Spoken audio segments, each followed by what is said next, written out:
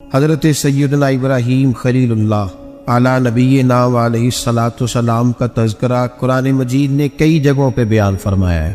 نبی پاک صلی اللہ تعالیٰ علیہ وسلم نے ارشاد فرمایا کہ میں ملت ابراہیم پہ ہوں۔ حضرت ابراہیم علیہ الصلاۃ والسلام کی سیرت کو، سوانح کو، ان کی زندگی کے واقعات کو قرآن مجید نے متعدد مقامات پہ بیان کیا ہے۔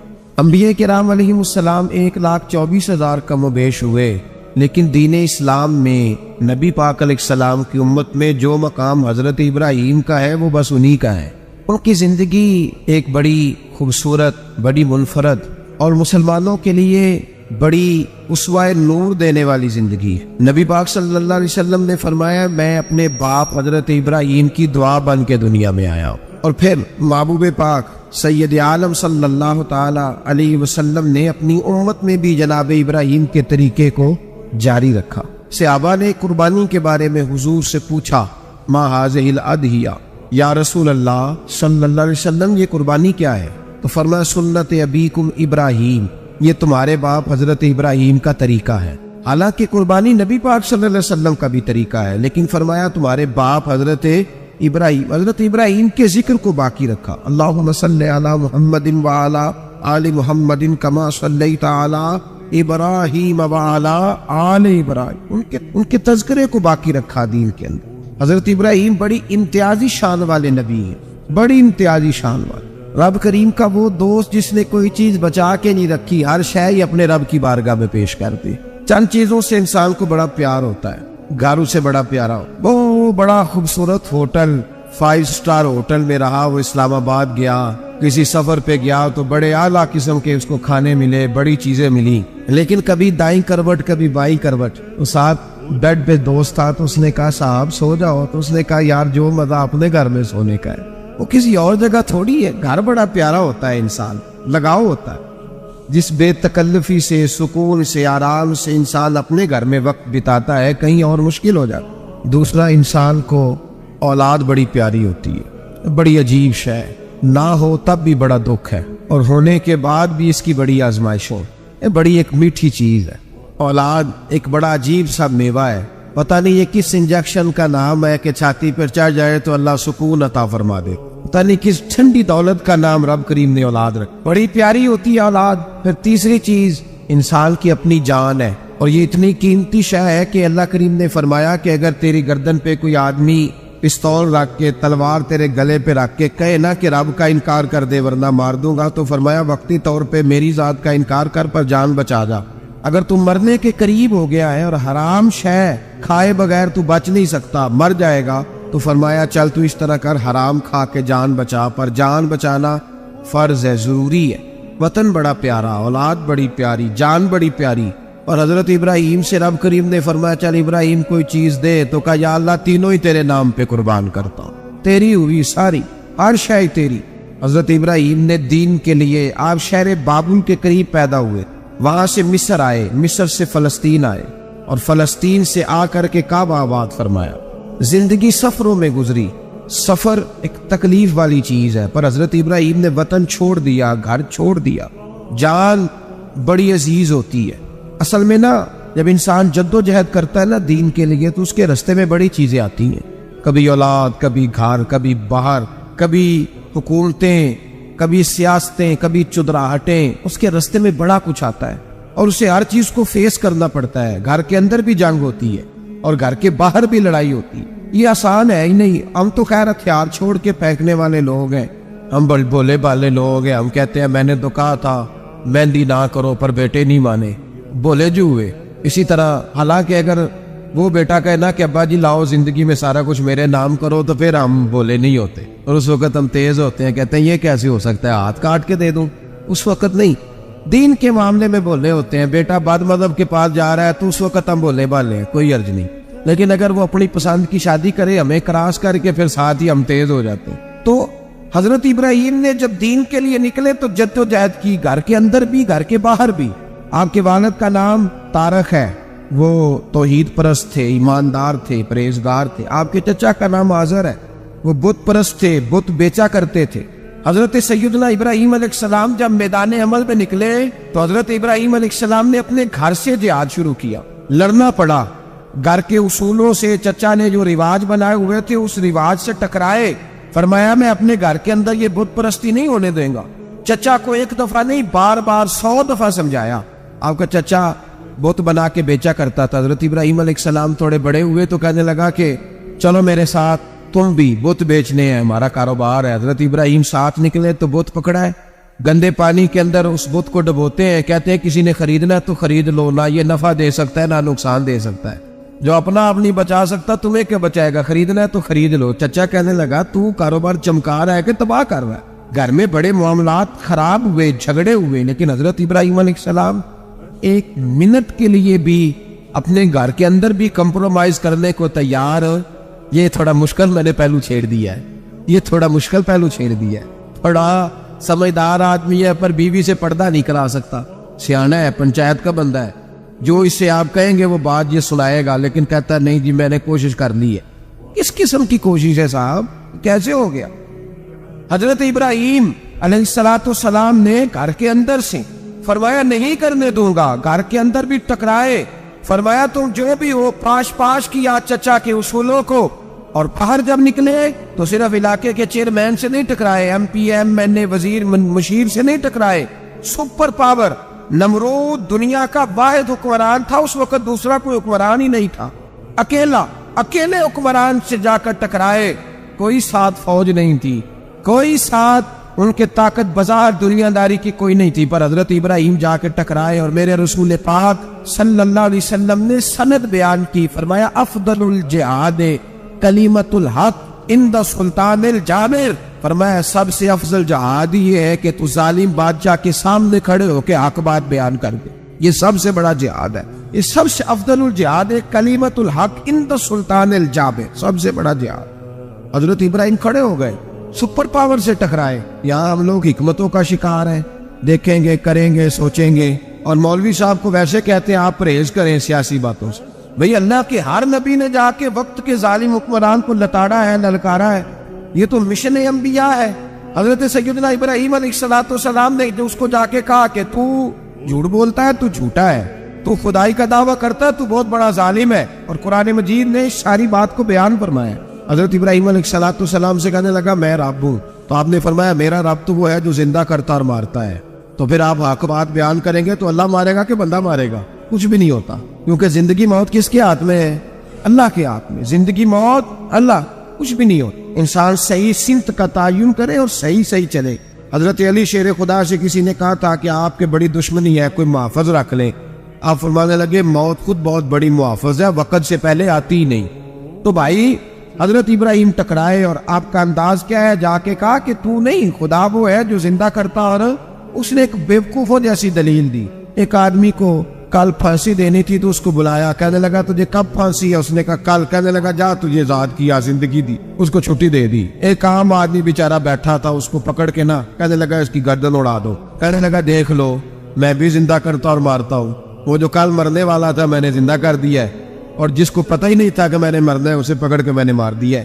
یہ بیوقوفوں جیسی دلیل ہے. حضرت سیدنا ابراہیم علیہ السلام چاہتے تو اسی وقت دلیل توڑ دیتے کہ تو کیا بیوقوفوں جیسی بات کر رہا ہے, اگر تو زندگی دیتا ہے تو مرے ہوئے میں جان ڈال کے دے جس کو تو نے مارا ہے.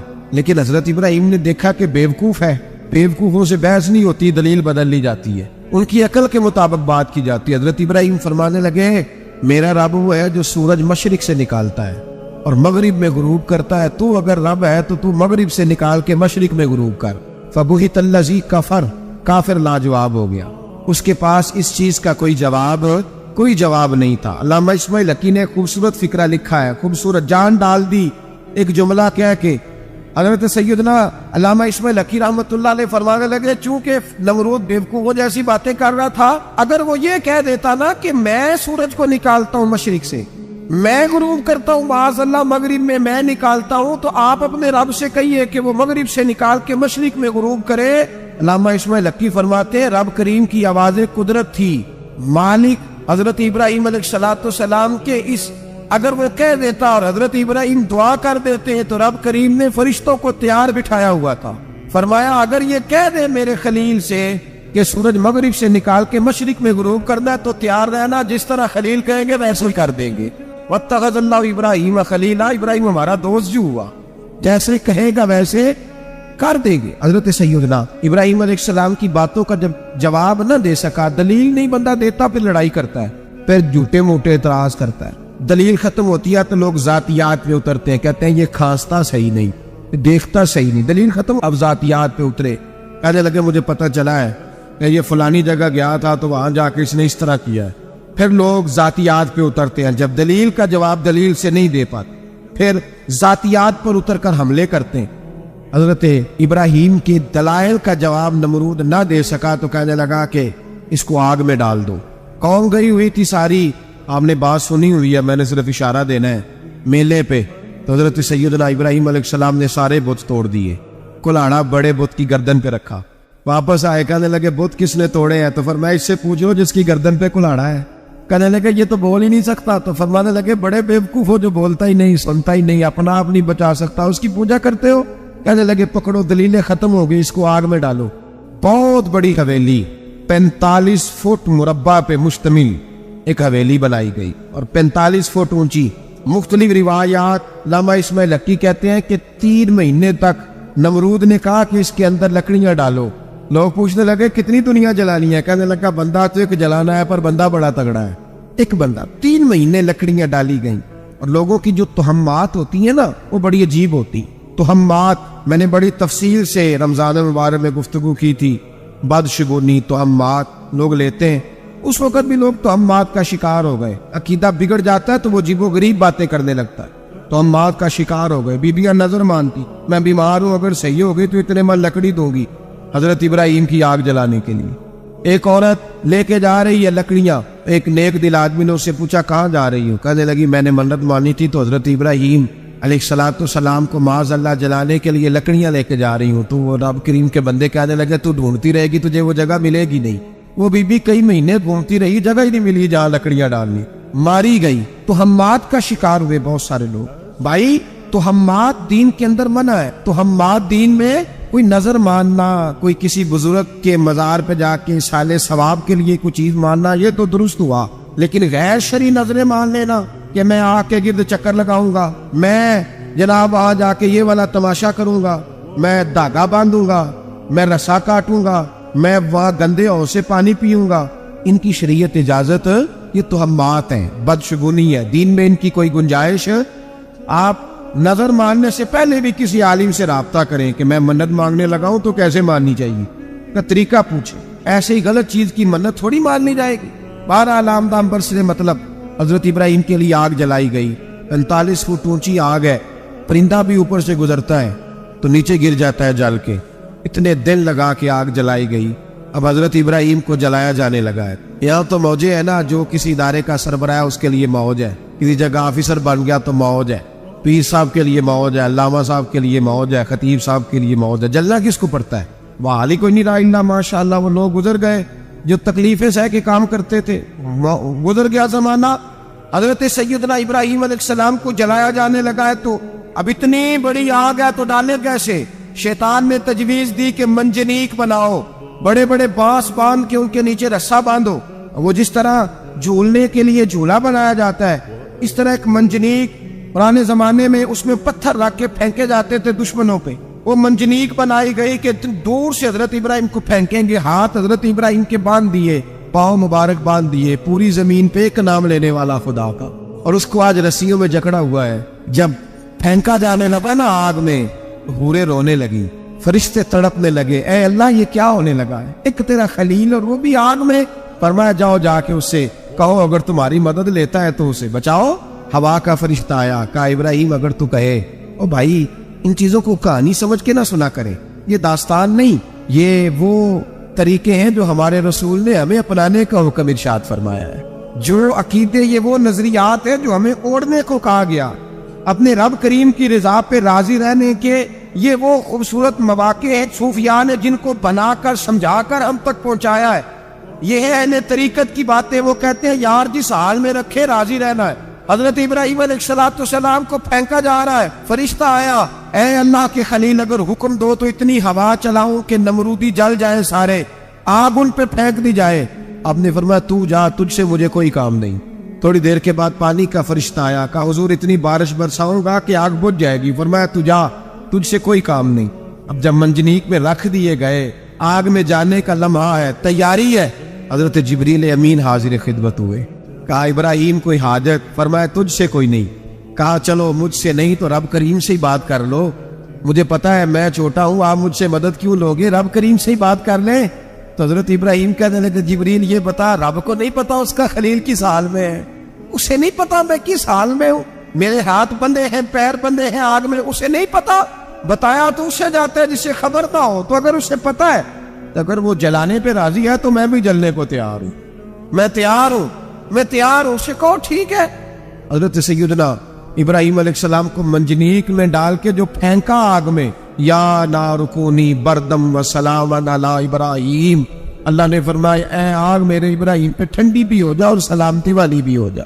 حضرت ابراہیم کو دو فرشتوں نے بٹھا دیا زمین پہ، پھول کھلے ہیں، کونپلیں مہک رہی ہیں، کلیاں خوشبو دے رہی ہیں۔ حضرت ابراہیم نے سر سجدے میں رکھ دیا، سبحان اللہ والحمد للہ ولا الہ الا اللہ واللہ اکبر۔ حضرت ابراہیم اللہ کی تسبیح پڑھنے لگے، رب کریم کو شکر بجا لانے لگے۔ نکلے وہاں سے، کچھ دن گزر گئے، نکلے، حکم ہو گیا ابراہیم علاقہ چھوڑ دو۔ حضرت ابراہیم علیہ السلام وہاں سے نکل کے مصر آئے، چچا کے پاس ٹھہرے، انہوں نے اپنی بیٹی جناب سارہ کا نکاح کر دیا۔ کچھ آگے بڑھے تو ایک ظالم بادشاہ سے ٹکرائے، اس نے ایک شہزادی، ایک بادشاہ کی بیٹی قید کی ہوئی تھی، جناب ہاجرہ نام تھا، ان کو قید سے چھڑا کے ساتھ لائے۔ حضرت لوط علیہ السلام بھی ساتھ، یہ 4 لوگوں کا قافلہ چلا، فلسطین میں جا کے پڑاؤ ڈالا، گھر بار چھوڑا، تبلیغ شروع ہوئی۔ حضرت ابراہیم کے گھر میں 2 خواتین ہیں، ایک آپ کی بیوی ہیں، ایک حضرت ہاجرہ ہے، اولاد کوئی نہیں، بڑا میوہ میٹھا، گھر وہی آباد ہوتا ہے جس میں بچے روتے ہیں، گھر ہوتا ہی وہ ہے جس میں بچوں کی چنچلاہٹ ہوتی ہے، بھن بناہٹ ہوتی ہے۔ حضرت ابراہیم نے ایک بچہ روتے ہوئے دیکھا تو آنکھوں میں آنسو آئے، کہنے لگے ربی حب لی من الصالحین، یا اللہ مجھے بھی نیک اولاد عطا کر دے۔ حضرت سارہ نے سن لیا، کہنے لگی ابراہیم شاید میرے بطن سے تو آپ کو نصیب نہیں، ہاجرہ سے نکاح کر لو۔ جناب ہاجرہ سے نکاح ہوا، اللہ تو بڑا بے نیاز ہے، رب کریم نے حضرت اسماعیل جیسا خوبصورت بیٹا عطا فرمایا۔ بیٹا کالا سیاہ بھی ہو تو سینے کی ٹھنڈک ہوتا ہے، پر یہ تو وہ بیٹا ہے جس کی پیشانی میں نور محمدی چمکتا ہے صلی اللہ علیہ وسلم۔ حضرت سیدنا اسماعیل علیہ اتنے خوبصورت، اب جس بیوی کے یہاں بیٹا تھا، بیٹھنا اٹھنا بھی زیادہ اس کے پاس، آنا جانا بھی اس کے پاس، توجہ ادھر ہو گئی۔ جناب سارہ رشک کرنے لگی، ایک دن کہنے لگی اسے چھوڑا جنگل میں، وادی غیر ذی زرع مکے کے پاس، بھائی ایک بیٹا عالم دین بنا لو۔ کہنے لگا روٹی کہاں سے کھائے گا، تیرے 5 بیٹے ہیں، کو حافظ قرآن بنا، کہتے روٹی کہاں سے کھائے گا، وہ بچہ بھی کہتا ہے میں کہاں سے کھاؤں گا۔ حضرت ابراہیم علیہ السلام تو چند مہینے کا بچہ چھوڑا ہے، تو کہاں سے روٹی کھائی حضرت اسماعیل نے، کہاں سے کھائی ان کی اماں نے روٹی، بھوکے مر جاتے ہیں یہ سارے۔ میں بڑی ذمہ داری سے کہا کرتا ہوں کہ جتنی خوبصورت روٹی اللہ کریم دین کے خادموں کو عطا کرتا ہے شاید کسی اور کے نصیب ہوتی ہو، لیکن ہم لوگ توجہ ہی نہیں کر رہے، ہمارا ذوق ہی نہیں بن رہا، ہم یہ محنت ہی نہیں کر رہے کہ قوم کو مستند علماء کی ضرورت ہے، علاقوں کے علاقے خالی ہیں، ادھر ہمارا مزاج ہی نہیں بن رہا، توجہ ہی نہیں دین کی خاطر۔ اور پھر چلے بچے تو بات کی بات ہے نا، جو بھی خود جوان ہے وہ بھی تو یہ دعا، ایک صاحب مجھے کہنے لگے میں دعا مانگ رہا ہوں اللہ مجھے بیٹا دے تو میں اسے دین پہ لگاؤں گا، تو میں نے کہا آپ بھی بوڑھے نہیں ہوئے، آپ خود ہی لگ جائیں، بیٹا تو ابھی آئے گا تو لگے گا نا، تو آپ تو اس وقت ہے تو آپ تو پہلے لگے نا صاحب، 2 گھنٹے تو نکال کے آئے، دین سیکھنے کو کافی ہے۔ آپ اتنی لمبی سوچ رہے ہیں کہ بچہ آئے گا تو بڑا ہوگا تو وہ جائے گا تو دیکھی جائے گی، ابھی تو آپ ہیں تو آپ تو آؤ۔ حضرت ابراہیم نے بچہ وہاں چھوڑا، یہاں سے جو عمرہ کرنے لوگ جاتے ہیں نا، جو حج کرنے جاتے ہیں، ان کو پتا ہے کہ وہاں دنیا کی ہر نعمت ملتی ہے، پھر بھی ڈبل ٹرپل پیسے لوگ جیبوں میں ڈال کے جاتے ہیں۔ حضرت ابراہیم جب وہاں لے کے گئے تو کوئی انسان نہیں تھا، پانی کا قطرہ نہیں تھا، 2 کلو کھجوریں، ایک مشکیزہ، بیوی کو تھمایا۔ ہمارے گھر میں ہزاروں چیزیں پڑی ہیں لیکن وہ جو توکل ہے نا وہ ختم ہو گیا ہے۔ اللہ دے گا، حلال حلال پہ قناعت کرے، جائز جائز پہ بھروسہ کرے، رب کریم عطا کرنے والا ہے، وہ مزاج ختم ہو گیا۔ حضرت سیدنا ابراہیم علیہ السلام 2 کلو کھجوریں، 1 مشکیزہ پانی کا دے کر کے، اور وہاں بٹھایا آپ نے اپنے بچے کو اور اپنی زوجہ جناب ہاجرہ کو، اور بٹھا کر کے واپس پلٹنے لگے تو حضرت ہاجرہ سلام اللہ علیہ نے آواز دی، کہا ابراہیم کس کے سہارے پہ چھوڑ کے جا رہے ہو؟ جہاں آب زمزم کا کنواں ہے نا، جو لوگ گئے ہیں انہوں نے صفا مروہ کی صحیح کی ہے، صفا مروہ سے باہر نکلے نا، سرکار کی ولادت کا مقام ہے، اس جگہ پہ آب زمزم کا کنواں تھا، وہاں حضرت سیدنا हाजरा को बिठाया, कोई चीज नहीं, कोई दरख्त नहीं, कोई खेत नहीं, कोई पानी नहीं, कोई कुआं नहीं, वहां बिठाया और बिठा करके निकलने लगे तो जनाब हाजरा फरमाने लगी, इब्राहिम किसके सहारे पे छोड़ के जा रहे हो? कहने लगी अल्लाह के सहारे पे। तो पाकबाज बीबी ने एक लफ्ज पूछा, कहा इब्राहिम ये मेरे रब का हुक्म है, ये मेरे बस जिनका अकीदा तौहीद मजबूत हो उनके लिए एक जुमला काफी होता है, ये मेरे अल्लाह का हुक्म है? तो जनाब इब्राहिम अलैहिस्सलाम फरमाने लगे, हाजरा हाँ रब का हुक्म है। जब ये लफ्ज कहे तो चाहिए था ना हजरत इब्राहिम तसल्ली देते, तो बीबी साहबा तसल्ली देने लगी, अर्ज करने लगी, इब्राहिम अगर अल्लाह का हुक्म है तो फिर आप हमारी फिक्र ना करना, अगर ये रब का हुक्म है तो फिर हमारी फिक्र ना करना, जिस रब ने हमें यहाँ तक पहुंचाया है वो हमें कभी भी जाया नहीं फरमाएगा, फिर फिक्र ना करना। हजरत इब्राहिम आ गए, बात आपने सुनी हुई है, इशारा करना मकसूद है। 13 साल में चले मान भी लिया जाए बाज रिवायात की रोशनी में कि आते जाते भी रहे, लेकिन मुकम्मल देखभाल अपने बच्चे की परवरिश में पूरा हजरत इब्राहिम अलैहिस्सलाम का किरदार, सारा किरदार माँ का था। मैं जब खवातीन के बारे में कोई बात करता हूँ तो मैं आपको अक्सर कहता हूँ कि ये सिर्फ बीवी के लिए हुक्म नहीं होता, ये ट्रेनिंग बेटी को देनी है और बहन को देनी है, ये तरबियत करें अपने घर में। मैं तजर्बे की रोशनी में ये बात अर्ज किया करता हूँ कि भाई बच्चे बाप के फर्मा बरदार उस वक्त होते हैं जब अम्मा उन्हें बाप का फर्मा बरदार करती है, और बच्चे बाप के नाफरमान भी तब होते हैं जब अम्मा उन्हें बाप का। मैंने अपने कानों से सुना एक दफा एक बच्चा अपने बाप से कह रहा है, आपने तो सारी जिंदगी बाहर गुजार दी, पैसे कमाना कौन सा मुश्किल काम है, दुख सुख तो सारे अम्मा ने बर्दाश्त किए, स्कूलों में वो जाती थी, फलाना काम वो करती थी, फलाना काम। अब ये सोच उसकी जाती तो नहीं, ये उसको दी गई है।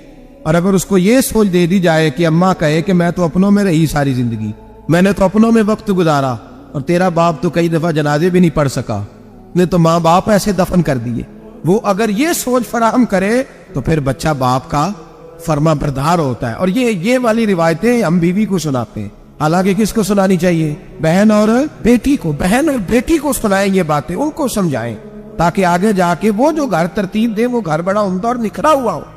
हजरत सैयदना इब्राहिम 13 साल के बाद आए, क्योंकि घर में अल्लाह तबारक व तआला की दोस्ती का चर्चा था, अल्लाह तबारक व तआला की महबूबियत का गलबा था।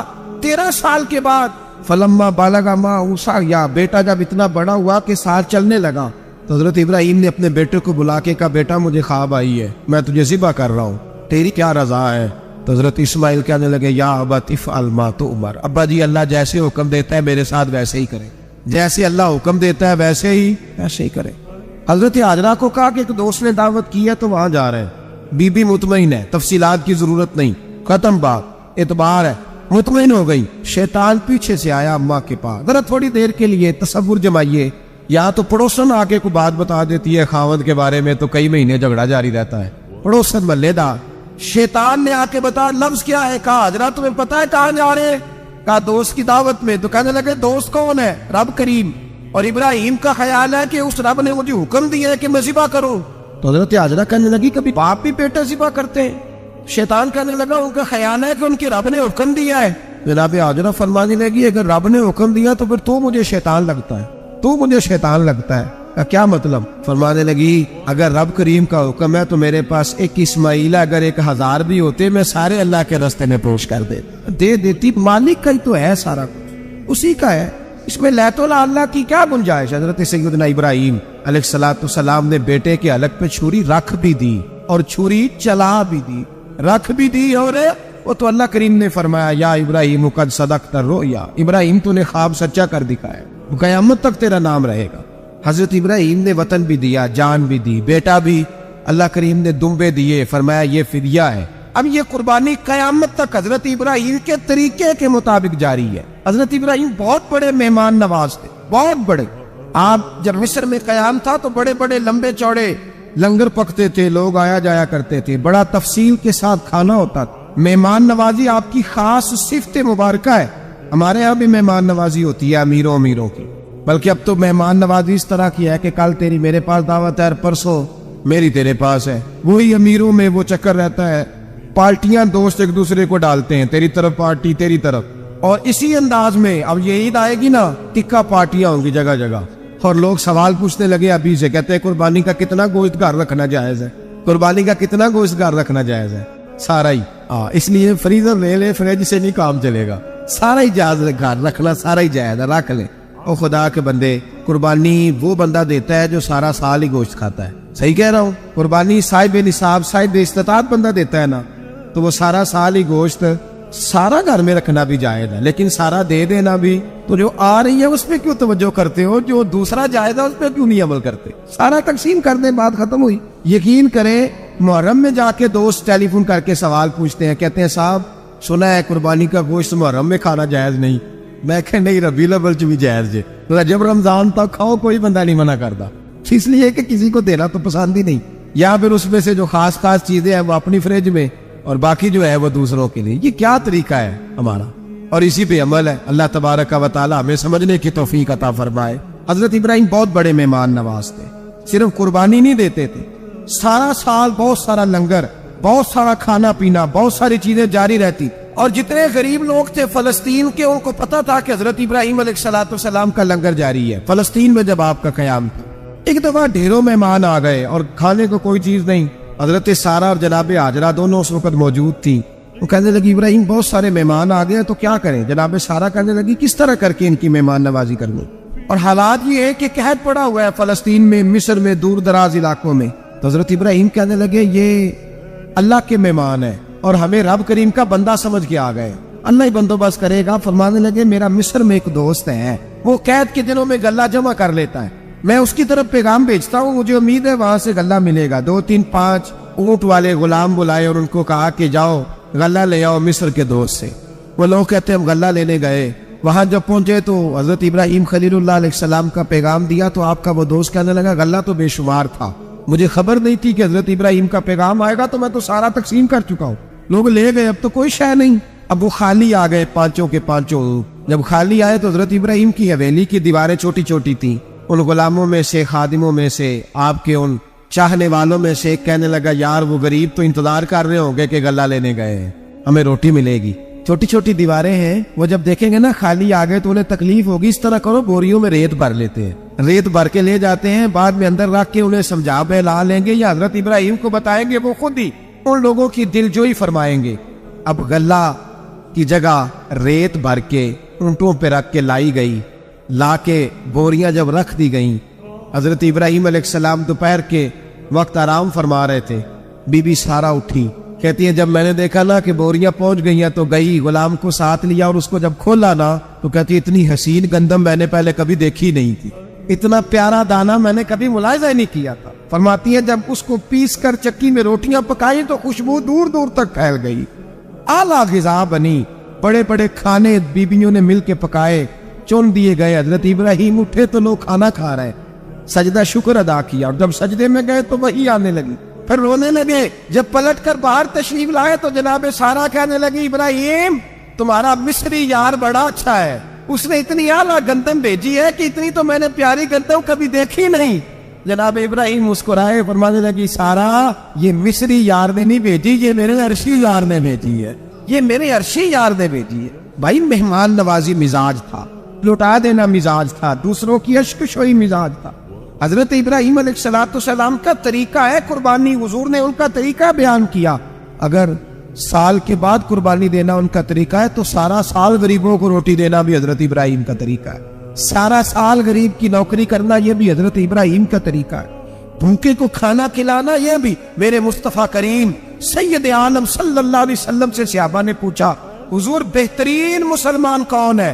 بہترین مسلمان تو حضور نے فرمایا جو سلام لینے میں پہل کرے اور غریب کو روٹی کھلانے میں سب سے اچھا ہو، وہ بہترین مسلمان ہے، زبردست مسلمان۔ ہمارے ہاں دعوتیں ہوتی ہیں تو امیروں کی، افطاریاں تو امیروں کی، اور میرے مصطفیٰ کریم علیہ السلام نے فرمایا بدترین دعوت ہے جس میں امیر بلائے جائے غریب نہ بلائے جائے، وہ بدترین دعوت۔ حضرت ابراہیم کا طریقہ رہا ساری زندگی مہمان نوازی۔ اور دوسرا ان کا مزاج تھا، اللہ سے پیار ہو گیا تھا نا، جب رب کریم سے محبت ہوتی ہے نا اور محبت کا احساس ہوتا ہے دل میں، پھر سجدے لمبے ہوتے ہیں۔ عام آدمی تو نماز بھی نہیں پڑھ سکتا، جسے خدا سے محبت ہوتی ہے وہ تہجد بھی نہیں چھوڑ سکتا۔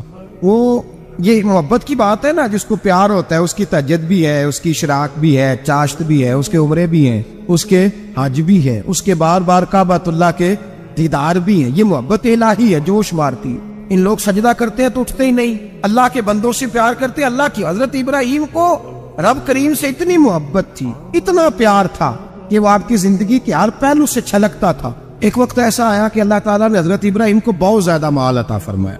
इतने ऊंट गिने नहीं जाते, गायें इतनी ज्यादा कि शुमार नहीं होती, बकरे बकरियां इतनी ज्यादा के शुमार, बहुत ज्यादा माल अल्लाह ने अता फरमाया। और अभी कुछ अरसा पहले आप पीछे जाए ना, तो जो लफ्ज माल था वो रुपए पे तो बोला ही नहीं जाता, वो जानवरों पे बोला जाता। बहुत ज्यादा माल अल्लाह ने दिया, बकरियां, गायें, ऊंट, बैल, बड़ा कुछ। तो रब करीम ने फरिश्तों से फरमाया कि वत्तखज़ल्लाहु इब्राहीम खलीला, इब्राहिम मेरा दोस्त है। तो फरिश्ते कहने लगे या अल्लाह जिसे इतना कुछ दिया जाए उसने दोस्त तो बनना ही होता है, तो नवाजा ही पड़ा है, इतना माल, इतने खेत खलियान, इतना कुछ। अल्लाह करीम ने फरमाया जाओ आजमाइश कर लो, इम्तिहान ले लो। फरिश्ता इम्तिहान लेने पहुंच गया। हजरत इब्राहिम के जानवर चर रहे हैं चरागाह में, हजरत इब्राहिम भी हैं, गुलाम भी हैं, बहुत बड़ा रेवड़ है। आप तशरीफ फरमाए। एक फरिश्ता आया तो खेत में छुप के बैठ गया और बुलंद आवाज से कहने लगा सुबहान अल्लाह वल्हम्दुलिल्लाह वला इलाहा इल्लल्लाह वल्लाह। ये तस्बीह बड़ी पसंद है, महबूब ने इनकी फजीलत बयान की। अब वो हजरत सैयदना इब्राहिम अलैहिस्सलाम खड़े थे तो वो खेत में बैठ के तस्बीह पढ़ने लगा सुबहान अल्लाह वल्हम्दुलिल्लाह वला इलाहा इल्लल्लाह। हजरत इब्राहिम कहने लगे ये मेरे रब का नाम कौन ले रहा है, बड़ी इसकी मीठी आवाज है, बड़ी कौन है। ढूंढने लगे, घूमते घूमते उसके पास चले गए, फरिश्ता इंसानी शक्ल में। तू मेरे रब का जिक्र कर रहा था? उसने कहा मैं ही कर रहा था। फरमाने लगे यार एक दफा फिर नहीं करता? तो कहने लगा इब्राहिम पहले तो मैं अपनी मर्जी से कर रहा था, तू कहता है तो पैसे लगेंगे, पैसे हैं तो कर देता हूँ। हजरत इब्राहिम कहने लगे बोल तू क्या लेगा, मेरे अल्लाह का जिक्र सुनाने का क्या लेगा? कहने लगा जितनी बकरियां आप चला रहे हैं सारी दे दे तो मैं अल्लाह का जिक्र सुना देता हूँ। आपने फरमाया बस जा तेरी सारी हुई, मेरे रब का जिक्र सुनाओ। और फिर शुरू हो गया सुबहान अल्लाह अल्हम्दुलिल्लाह वला इलाहा इल्लल्लाह वल्लाहु अकबर। हजरत इब्राहिम अलैहिस्सलाम कैफ में यार फिर जरा सुनो, ना इल्मा विच फसा सानू, तू यार दी गल सुना सानू, जरा दोबारा सुना। मैं फिर सुनाया, एक दफा फिर कहा और इस तरह कहने लगा बस जी आपके पैसे पूरे हो गए। हजरत इब्राहिम कहने लगे चल एक दफा और सुनाओ। कहने लगा पैसे लगेंगे, तू क्या लेगा? कहने लगा गाय भैंसे सारी मेरी। फरमाया बस यार इतनी कीमत, तू सुना सही, सारा कुछ ही तेरा। फिर शुरू हो गया सुभान अल्लाह वल्हम्दुलिल्लाह वला इलाहा इल्ला वल्लाहु अकबर। गायें दे दी, भैंसे दे दी, वो जिक्र सुनाता है। हजरत इब्राहिम कभी मचलते हैं, कभी रोते हैं, कभी आहें पढ़ते हैं। तू मेरे रब का नाम ले रहा है, जरा फिर से ले। कैफ जारी है। कहने लगा बस भाई। हजरत इब्राहिम फरमाने लगे तू और ले ले जो लेना है, मुझे जिक्र सुना। उसने कहा इब्राहिम बकरियां मैं ले चुका, गाय भैंसे मैं ले चुका, ऊंट रह गए, सारे ले लूंगा फिर जिक्र सुनाऊंगा। फरमाया जा तेरा हुआ, तू जिक्र सुनाता रह, मैं देता हूँ। दे दिया, कुछ देर जिक्र किया तो अब खामोश हो गया। हजरत इब्राहिम खलीलुल्लाह अलैहिस्सलाम फरमाने लगे जिक्र सुना। कहने लगा इब्राहिम अब तेरे पास देने को क्या है, हर चीज तो मैं ले चुका। आप फरमाने लगे ये गाय भैंसे बकरियां चराने के लिए तुझे कोई नौकर मुलाजिम भी तो चाहिए ना, तू इस तरह कर मुझे रख ले, मैं रोटी नहीं मांगूंगा, खाना नहीं मांगूंगा, तो अल्लाह का जिक्र सुनाता रहना, मैं तेरे जानवरों की नौकरी करता रहूंगा। हजरत इब्राहिम अलैहिस्सलाम ने जब ये कहा ना, फरिश्ते की आंखों में आंसू आ गए। तरदामनी पे शेख हमारी न जाइए, हम दामन न छोड़ दें तो फरिश्ते वुजू करें। फरिश्ता रोए पड़ा और कहने लगा इब्राहिम मुझे सीने से लगाओ, आप वाकई इस काबिल है कि अल्लाह आपको अपना दोस्त बनाए, वाकई इस काबिल है कि रब आपको अपना। हजरत इब्राहिम अलैहिस्सलाम का खुदा से मोहब्बत करने का निराला अंदाज। और मेरे भाई यही मोहब्बत उन्हें मेरे मुस्तफा से भी थी। एक नबी घर बना रहा है, दूसरा बनवा रहा है। हजरत इस्माइल अलैहिस्सलाम पत्थर उठा उठा के ला रहे हैं, जनाब इब्राहिम बना रहे हैं। जब खाना काबा बन गया तो कहने लगे रब्बना वब्अस फीहिम रसूला, ऐ अल्लाह अब इसे बसाने के लिए अपना आखिरी रसूल भी अता फरमा।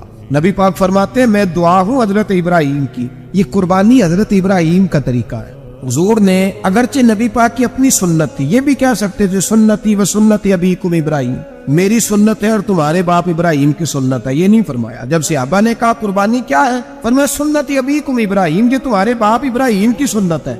हर साहिब निसाब पर कुर्बानी वाजिब है, जो ज़कात का निसाब रखता हो उस पर कुर्बानी वाजिब है।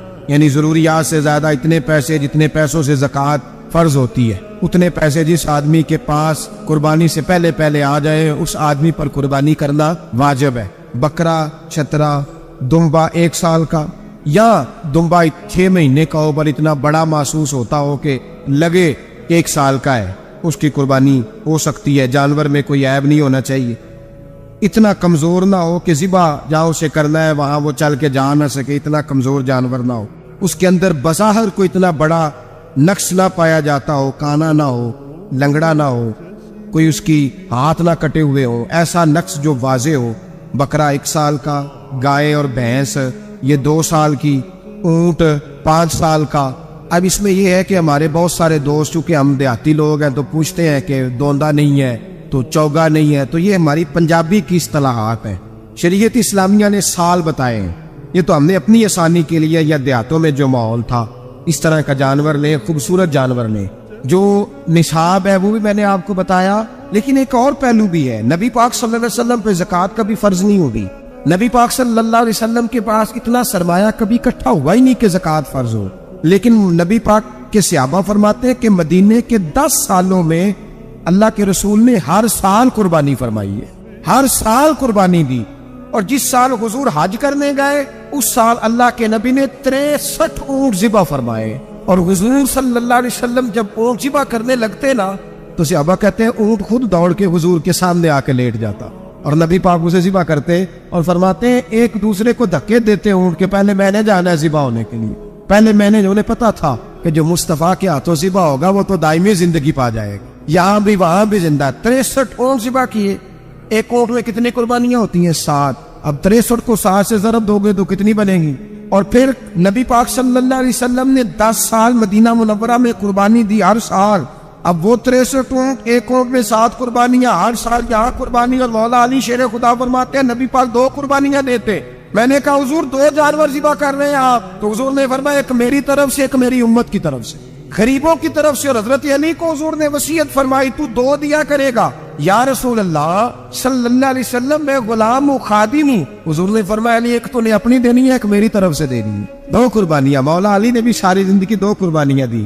حضرت علی بھی مال کے نصاب نہیں تھے، اپنا مکان ہی نہیں تھا، کوئی کاروبار نہیں تھا، کئی دن فاقے رہتے تھے، پر قربانیاں کتنی دیتے تھے؟ 2۔ ہمارے پاس ویسے اگر سسرال میں، میکے میں، کزنوں میں کچھ شادی ہو جائے تو 50-60 ہزار کا خرچہ برابر ہے، وہ پکا ہے۔ اور قربانی کی باری غریب ہو گئے، سارے غریب ہو گئے، کہتے نہیں یہاں مشکل ہے۔ اور خدا کے بندے اللہ کے ساتھ تجارت کر، اس کے رستے میں ایک دے گا، رب تجھے 70 گنا اضافہ کے ساتھ عطا فرمائے گا۔ قربانی مال کے نصاب پہ ہے۔ کوشش کیا کریں کہ اللہ کے رستے میں جب دینا ہو پھر لیت العلہ سے بچیں، خوبصورت جانور لائیں۔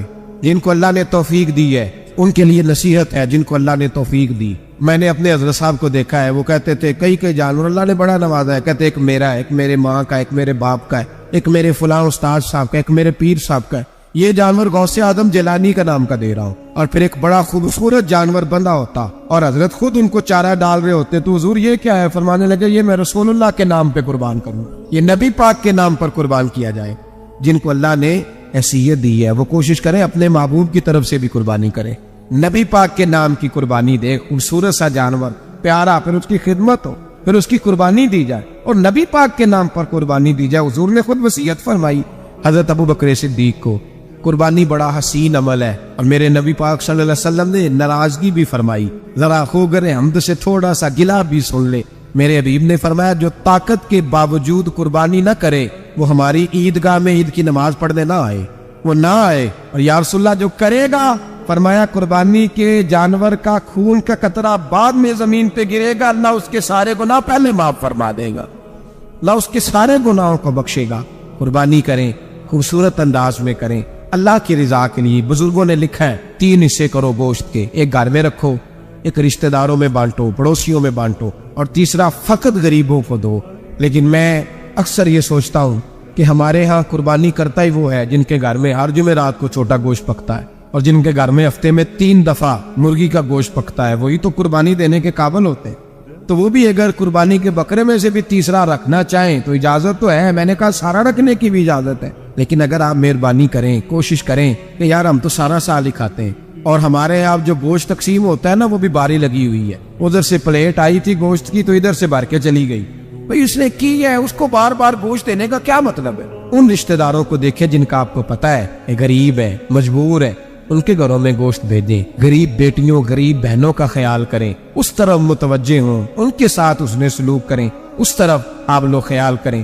حضرت شیما تھی نا نبی پاک کی رضائی مشیرہ حضرت حلیمہ کی، سارا قبیلہ گرفتار ہو کے آیا تھا. وہ جب آئی ہے نا نبی پاک کے پاس، حضرت ابو ہریرہ سے کہنے لگی حضور کو جا کے بس کان میں کہہ دو کہ حلیمہ کی بیٹی آئی. حضرت ابو ہریرہ کہتے ہیں حضور اتنی تیزی سے اٹھے کہ نبی پاک کی چادر بھی ممبر پہ رہ گئی. پھر حضور گھر لے گئے، فرمایا فاطمہ اور عائشہ کو بلاؤ، میری بہن آئی ہے. میرے محبوب کریم نے فرمایا تو اگر کہے گی نا تو میں تیرے لیے مدینے میں مکان بنا دوں گا، تو یہی رہ جا. کہنے لگی نہیں محبوبہ واپس جانا. تو حضور سے کہنے لگی میرا سارا قبیلہ گرفتار ہے، اسے چھوڑ دیں. حضرت ابو ہریرہ کہتے ہیں ہر کام حضور نے مشورے سے کیا، پر جب بہن نے کہا نہ چھوڑ دے، اور میں کوئی مشورہ نہیں، جیسے تو کہے گی ویسے ہی ہو جائے گا، جیسے تو کہے گی ویسے ہی ہو جائے گا، جس طرح تو چاہے گی. کون اشکشوئی کرے گا، کون بات سنے گا، کون دکھ کسی کے. پگلی بی بی، پاگل عورت، دیکھے کبھی پاگلوں کو کوئی وقت دیتا؟ وہ پاگلوں کے پاس بیٹھا. میں بڑا مصروف آدمی ہوں، مجھے تو سیاڑا بندہ ملنے آئے تو میں کہتا مختصر بات کرنا. ایک پگلی بی بی آئی، پاگل. حضرت انس کہتے ہیں آ کے کھڑی، کہنے یا رسول اللہ مجھے کام ہے. پاگل عورت. نبی کریم صلی اللہ تعالی علیہ وسلم نے کہا کیا کام ہے؟ تو اس کے محلے کے لوگ کھڑے ہو گئے، کہنے لگے حضور چھوڑیں گے تو دیوانی ہے، ایسی باتیں کرتی رہتی ہے. جناب انس بن مالک فرماتے ہیں حضور ناراض ہوئے، اور میں تم سے بات کر رہی ہے کہ مجھ سے کر رہے ہیں؟ کرنے تو باتیں، کیا بات ہے بتا.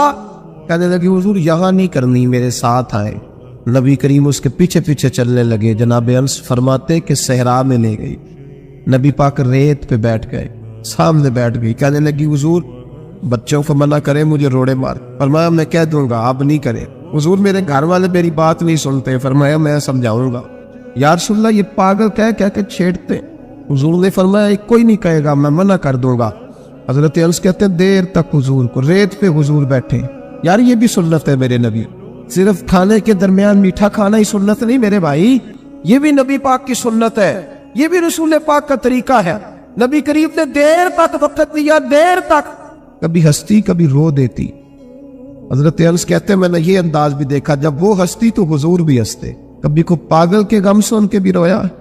لیکن ایسا کوئی محبوب کہیں ہوگا نہ کہیں ہے، بیٹھا ہے چٹائی پہ مگر عرش نشیں ہے. میرے محبوب نے کھول کے باتیں سنی، کھول کے اپنی مرضی سے. کہنے لگی محبوبہ میں تھک گئی ہوں، اب آپ جائیں.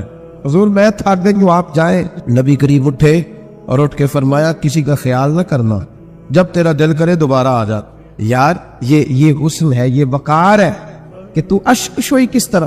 میں نہ ابھی انتظار کر رہا ہوں، میں ابھی انتظار کر رہا ہوں کہ MNA آئے گا تو اس غریب کی مدد کرے گا. میں ابھی انتظار کر رہا ہوں کہ MP آئے گا تو اس کی مدد کرے گا. میں ابھی انتظار کر رہا ہوں کہ بہت بڑا سیٹ آئے گا تو مدد کرے گا. جب محلے کا اور گاؤں کا چودھری کسی غریب پہ ظلم کر رہا ہوتا ہے تو میں اپنے بچے کو کہہ رہا ہوتا تو نہ اس لڑائی میں جانا. ہمیں کیا لگا تو کون پھر اس کا ہاتھ. ظلم پہ ختم کیسے ہوئے؟ پھر کیا طریقہ ہے ظلم ختم کرنے؟ جب کوئی ظالم کو ظالم کہنے کوئی تیار نہ ہو. وہ زمانہ جب نبی کریم صلی اللہ تعالی وسلم مکہ شریف میں اعلان نبوت فرمایا تھا تو سارا مکہ مخالف ہو گیا، سارا مکہ. ایک وقت عروج کا ہوتا ہے، ایک وقت ایسا ہوتا ہے جب غربت ہوتی ہے، ابتدا ہوتی. اسلام پر غربت کا زمانہ. قبیلہ بنو آراش کا ایک شخص مکے آیا. وہ کہتا ہے میں چھوٹا سا تاجر تھا. میری باتوں کی سمجھ تو آ رہی ہے نا آپ حضرات؟ جو نہیں بول رہے انہیں بھی آ رہی ہے. اللہ تعالیٰ آپ کو جزا دے. بس ایک تو بات اور عرض کر دی آپ حضرات. حضرت طارق بن عبداللہ رضی اللہ تعالیٰ عنہ اس کے راوی ہیں، فرماتے ہیں وہ بنو آراش کا رہنے والا شخص آیا. وہ کہتا میں چھوٹا سا تاجر تھا، بیوپاری تھا. میں گاؤں سے جانور اونٹ گھوڑے خریدا کرتا، مکے میں لا کے بیچتا، مدینے میں لے جا کے بیچتا، طائف میں. میں ایک دفعہ نا بڑے سرخ رنگ کے خوبصورت 2 اونٹ مکے لایا. میں مکے کے لوگوں کو زیادہ نہیں جانتا تھا، منڈی میں جو لوگ آتے جاتے تھے انہیں جانتا تھا، مال بیچ کے چلا جاتا تھا. آج میں مکے میں داخل ہوا تو ابو جہل مجھے کہنے لگا یہاں ایک شخص نے دعویٰ نبوت کیا، اس کے قریب نہ جانا. میں نے کہا ٹھیک ہے نہیں جاؤں گا. میں نے اونٹ دکھائے تو ابو جہل کو پسند آ گئے، سودا ہو گیا، اونٹ خرید لیے. وہ شخص کہتا ہے کہ اونٹ خرید کے نہ تو کہنے لگا فلاں محلے کی فلاں گلی کے فلاں کونے میں میرا گھر ہے، کل آ کے پیسے لے جانے. کہتے میں اگلے دن پیسے لینے گیا تو کہنے لگا آج نہیں میرے پاس، کل آنا. میں اگلے دن پھر گیا پیسے، کہنے لگا نہیں کل آ. ہوٹل ہوتے نہیں تھے مکے میں، میرا رشتہ دار کوئی نہیں تھا، میں فٹ پاتھ پہ سوتا. جو چند کھجورے اور سرکہ میرے پاس تھا وہ پہلے دن ہی ختم ہو گیا. انویسٹمنٹ بھی ساری وہیں لگی ہوئی تھی، گھر میں بچے بچیاں انتظار کر رہے تھے. میں بڑا مجبور ہوا تھک گیا، تیسرے دن میں گیا تو میں نے کہا پیسے، کہنے لگا کل آنا۔ میں نے ذرا دبا کے بات کی، میں نے کہا یار میری کوئی پھپھو تو رہتی نہیں مکہ مکرمہ میں، غریب آدمی ہوں، میرے پیسے دے میں جاؤں۔ جب دبا کے بات کی تو کہنے لگا جا دوڑ جا، جہاں سے ملتے ہیں لے لے، بھاگ جا۔ یہ تاجر جب ڈوبتے ہیں نا تو معاذ اللہ تعالیٰ کچھ تو ایسے ہوتے ہیں جو خودکشی کر کے مر جاتے ہیں، اس لیے کہ بڑے لوگ ان کے ساتھ وابستہ ہوتے۔ جب کسی کی اصل راز ہی ڈوب جائے، کہتے ہیں میں کانپنے لگا۔ میں نے پوچھا لوگوں سے کہ تمہارے چودھری سردار بڑے کہاں بیٹھتے ہیں؟ تو کہا وہ جو حرم مکہ کے ساتھ ٹولیاں بنا کے بیٹھے ہیں نا، وہ سارے ہمارے سردار ہی ہیں۔ کہتے ہیں میں وہاں گیا، ابو سفیان تھے، ابو لہب تھا، عتبہ، طیبہ، شیبہ، ابو المختری، اخنس بن شریح، سب بیٹھے۔ میں نے جا کے کہا یارو میں بنو عراش کا رہنے والا ہوں، چھوٹا سا تاجر ہوں، 2 اونٹ یہاں لا کے بیچ بیٹھا ہوں تو ایک شخص نے خریدے ہیں، وہ پیسے نہیں دیتا۔ کہتے عتبہ بولا یا ابو سفیان بولا کہ کون ہے جو تیرے پیسے کھا گیا؟ طاقت ہے کسی کی، نام لے۔ تو کہتے میں نے کہا اس کا نام ابو جہل ہے۔ جب میں نے یہ کہا نا تو کہنے لگے وہ تو پیسے نہیں ملتے تیرے، وہ تو بڑا گنڈا ہے، وہ تو بہت بڑے بدماش کے پاس گزرتے، وہ تو نہیں پیسے ملنے نے، کبھی نہیں ملتے۔ فرماتے اب میں کانپا، اب تو میری امیدیں ٹوٹنے لے، اب میرے آنسو چھلکنے لگے۔ تو ایک شخص نے مذاق کیا، ادھر دیکھیے گا میری طرف، مذاق کیا۔ کہتے سامنے نا خانہ کعبہ کی دیوار کے ساتھ ٹیک لگا کے رسول پاک تشریف فرما، نبی کریم بیٹھے ہوئے، نبی کریم۔ تو ایک بندے نے معاذ اللہ ثم معاذ اللہ نقل کفر نہ باشد، اس نے نا مذاق کیا، کہنے لگا وہ جو بندہ بیٹھا ہے وہ تیرا مسئلہ حل کر سکتا ہے۔ کہتے اس نے مذاق کیا، باقی ہنسنے لگے۔ مجھے سمجھ نہ آئی کہ بھیجتے بھی ہیں اور مذاق بھی اڑاتے ہیں، لیکن ڈوبتے کو تنکے کا سہارا میں حضور علیہ السلام کے قریب پہنچا۔ نبی کریم کچھ وظیفہ پڑھ رہے تھے۔ یہ غریب آدمی نا بیچارہ وزیر سے بھی ڈرتا ہے تو پیر سے بھی ڈرتا کہ کہیں طبیعت پہ کوئی چیز گرا نہ گزر جائے۔ تو کہتا ہے میں ڈرتے ڈرتے نا پیچھے بیٹھ گیا کہ فارغ ہوں گے تو میں بات کروں گا۔ فرماتے میں ابھی پیچھے بیٹھا ہی تھا، پورا بیٹھا بھی نہیں تھا کہ میرے رسول پاک نے میری طرف توجہ فرمائی، رخ میری طرف پھیرا، 2 جملے نبی پاک نے کہے تو مجھے یوں لگا جیسے پردیس میں مجھے ماں مل گئی۔ 2 جملے، پہلا فقرہ حضور نے فرمایا پردیسی لگتے ہو، اور دوسرا فقرہ فرمایا پریشان لگتے ہو۔ فرماتے ہیں بات چھم چھم میرے آنسو گرے، چھم چھم۔ اور بھائی کوئی اپنا ملے تو رونے کا مزہ آتا ہے، کوئی دکھ پوچھے تو پھر بتا آنسو گرائے نا، ہر ایک کو تو دکھ سنائے بھی نہیں جاتے۔ وہ شاعر اردو کا ہے، آپ کی سمجھ میں آ گیا تو بڑا اچھا ہے۔ اس نے کہا تھا کہ ہجوم غم میں بھی توہین ضبط غم نہ ہوئی، ہم اس احتیاط سے روئے کہ آنکھ نم نہ ہوئی۔ ہجوم غم میں بھی توہین ضبط غم نہ ہوئی، ہم اس احتیاط سے روئے کہ آنکھ نم نہ ہوئی۔ اب روئے بھی ہیں پر ہم نے کوشش کی ہے کہ کوئی ہمارے آنسو نہ دے کے چھپ چھپا کے روئے۔ فرمانے لگے نبی رحمت صلی اللہ علیہ وسلم نے فرمایا پردیسی اور پریشان لگتے ہو۔ کہتے میں جب رویا نا تو کریم رسول نے کام بھی نہیں پوچھا، یہ بھی نہیں پوچھا مسئلہ کیا، مجھے تبکی دی۔ فرمایا چپ کر، روتا کیوں ہے؟ جیسے تو کہے گا ویسے ہی ہو جائے گا۔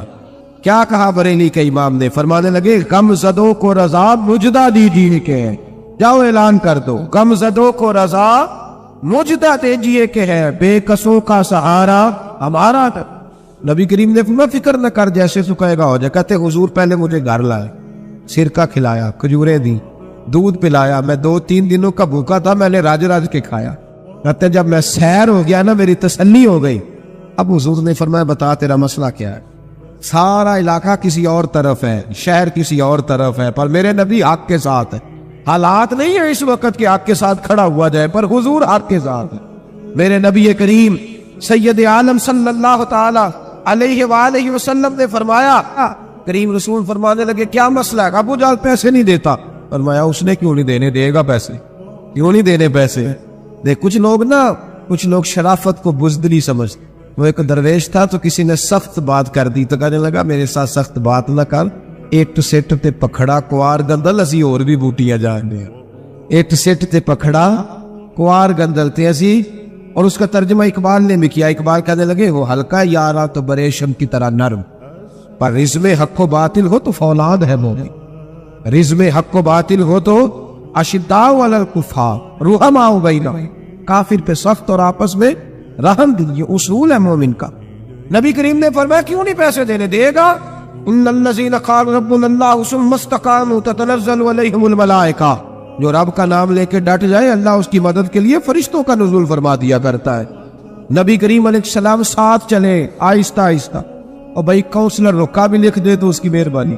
ویسے تو کونسلر کے دروازے پہ سویرے کو چلا جائے نا غریب آدمی، امیر آدمی پہ تو خیر پرچہ بھی ہو تو ایسا سب پوچھتے ہیں، جو سب درخواست آئی ہوتا کی کرتا ہے، تو غریب آدمی کو لے جاتے ہیں، تو وہ پھر جاتا ہے بیچارہ کونسلر صاحب کے پاس، چودھری صاحب کے پاس، تو پھر اندر سے پیغام آتا ہے کہ چودھری صاحب ٹوتھ پیسٹ کر رہے ہیں، پھر پیغام آتا ہے کہ بریڈ گرم ہو رہا ہے، پھر پتہ چلتا ہے کہ اب اخبار پڑھ رہے ہیں، وہ غریب باہر بیٹھا ہے، پھر باہر آ کے پوچھتے ہیں گاڑی کرا کے لائے ہو، وہاں کیسے جانا ہے؟ وارث شاہ مان کری نہ وارثہ دا، رب بے وارثہ کر کے مار دائی، بے پروائی ویک سجن دی جتھے کسے دی پیش نہ جاوے، اونے تاجاں والے در در رولے، تاجاں والے در در رولے تے منگتے آ تخت بٹھاوے، وہ سجنا کسے لکارا ملدا ہی کوئی کعبے او خالی آم ڈر اس کی بے نیازی سے۔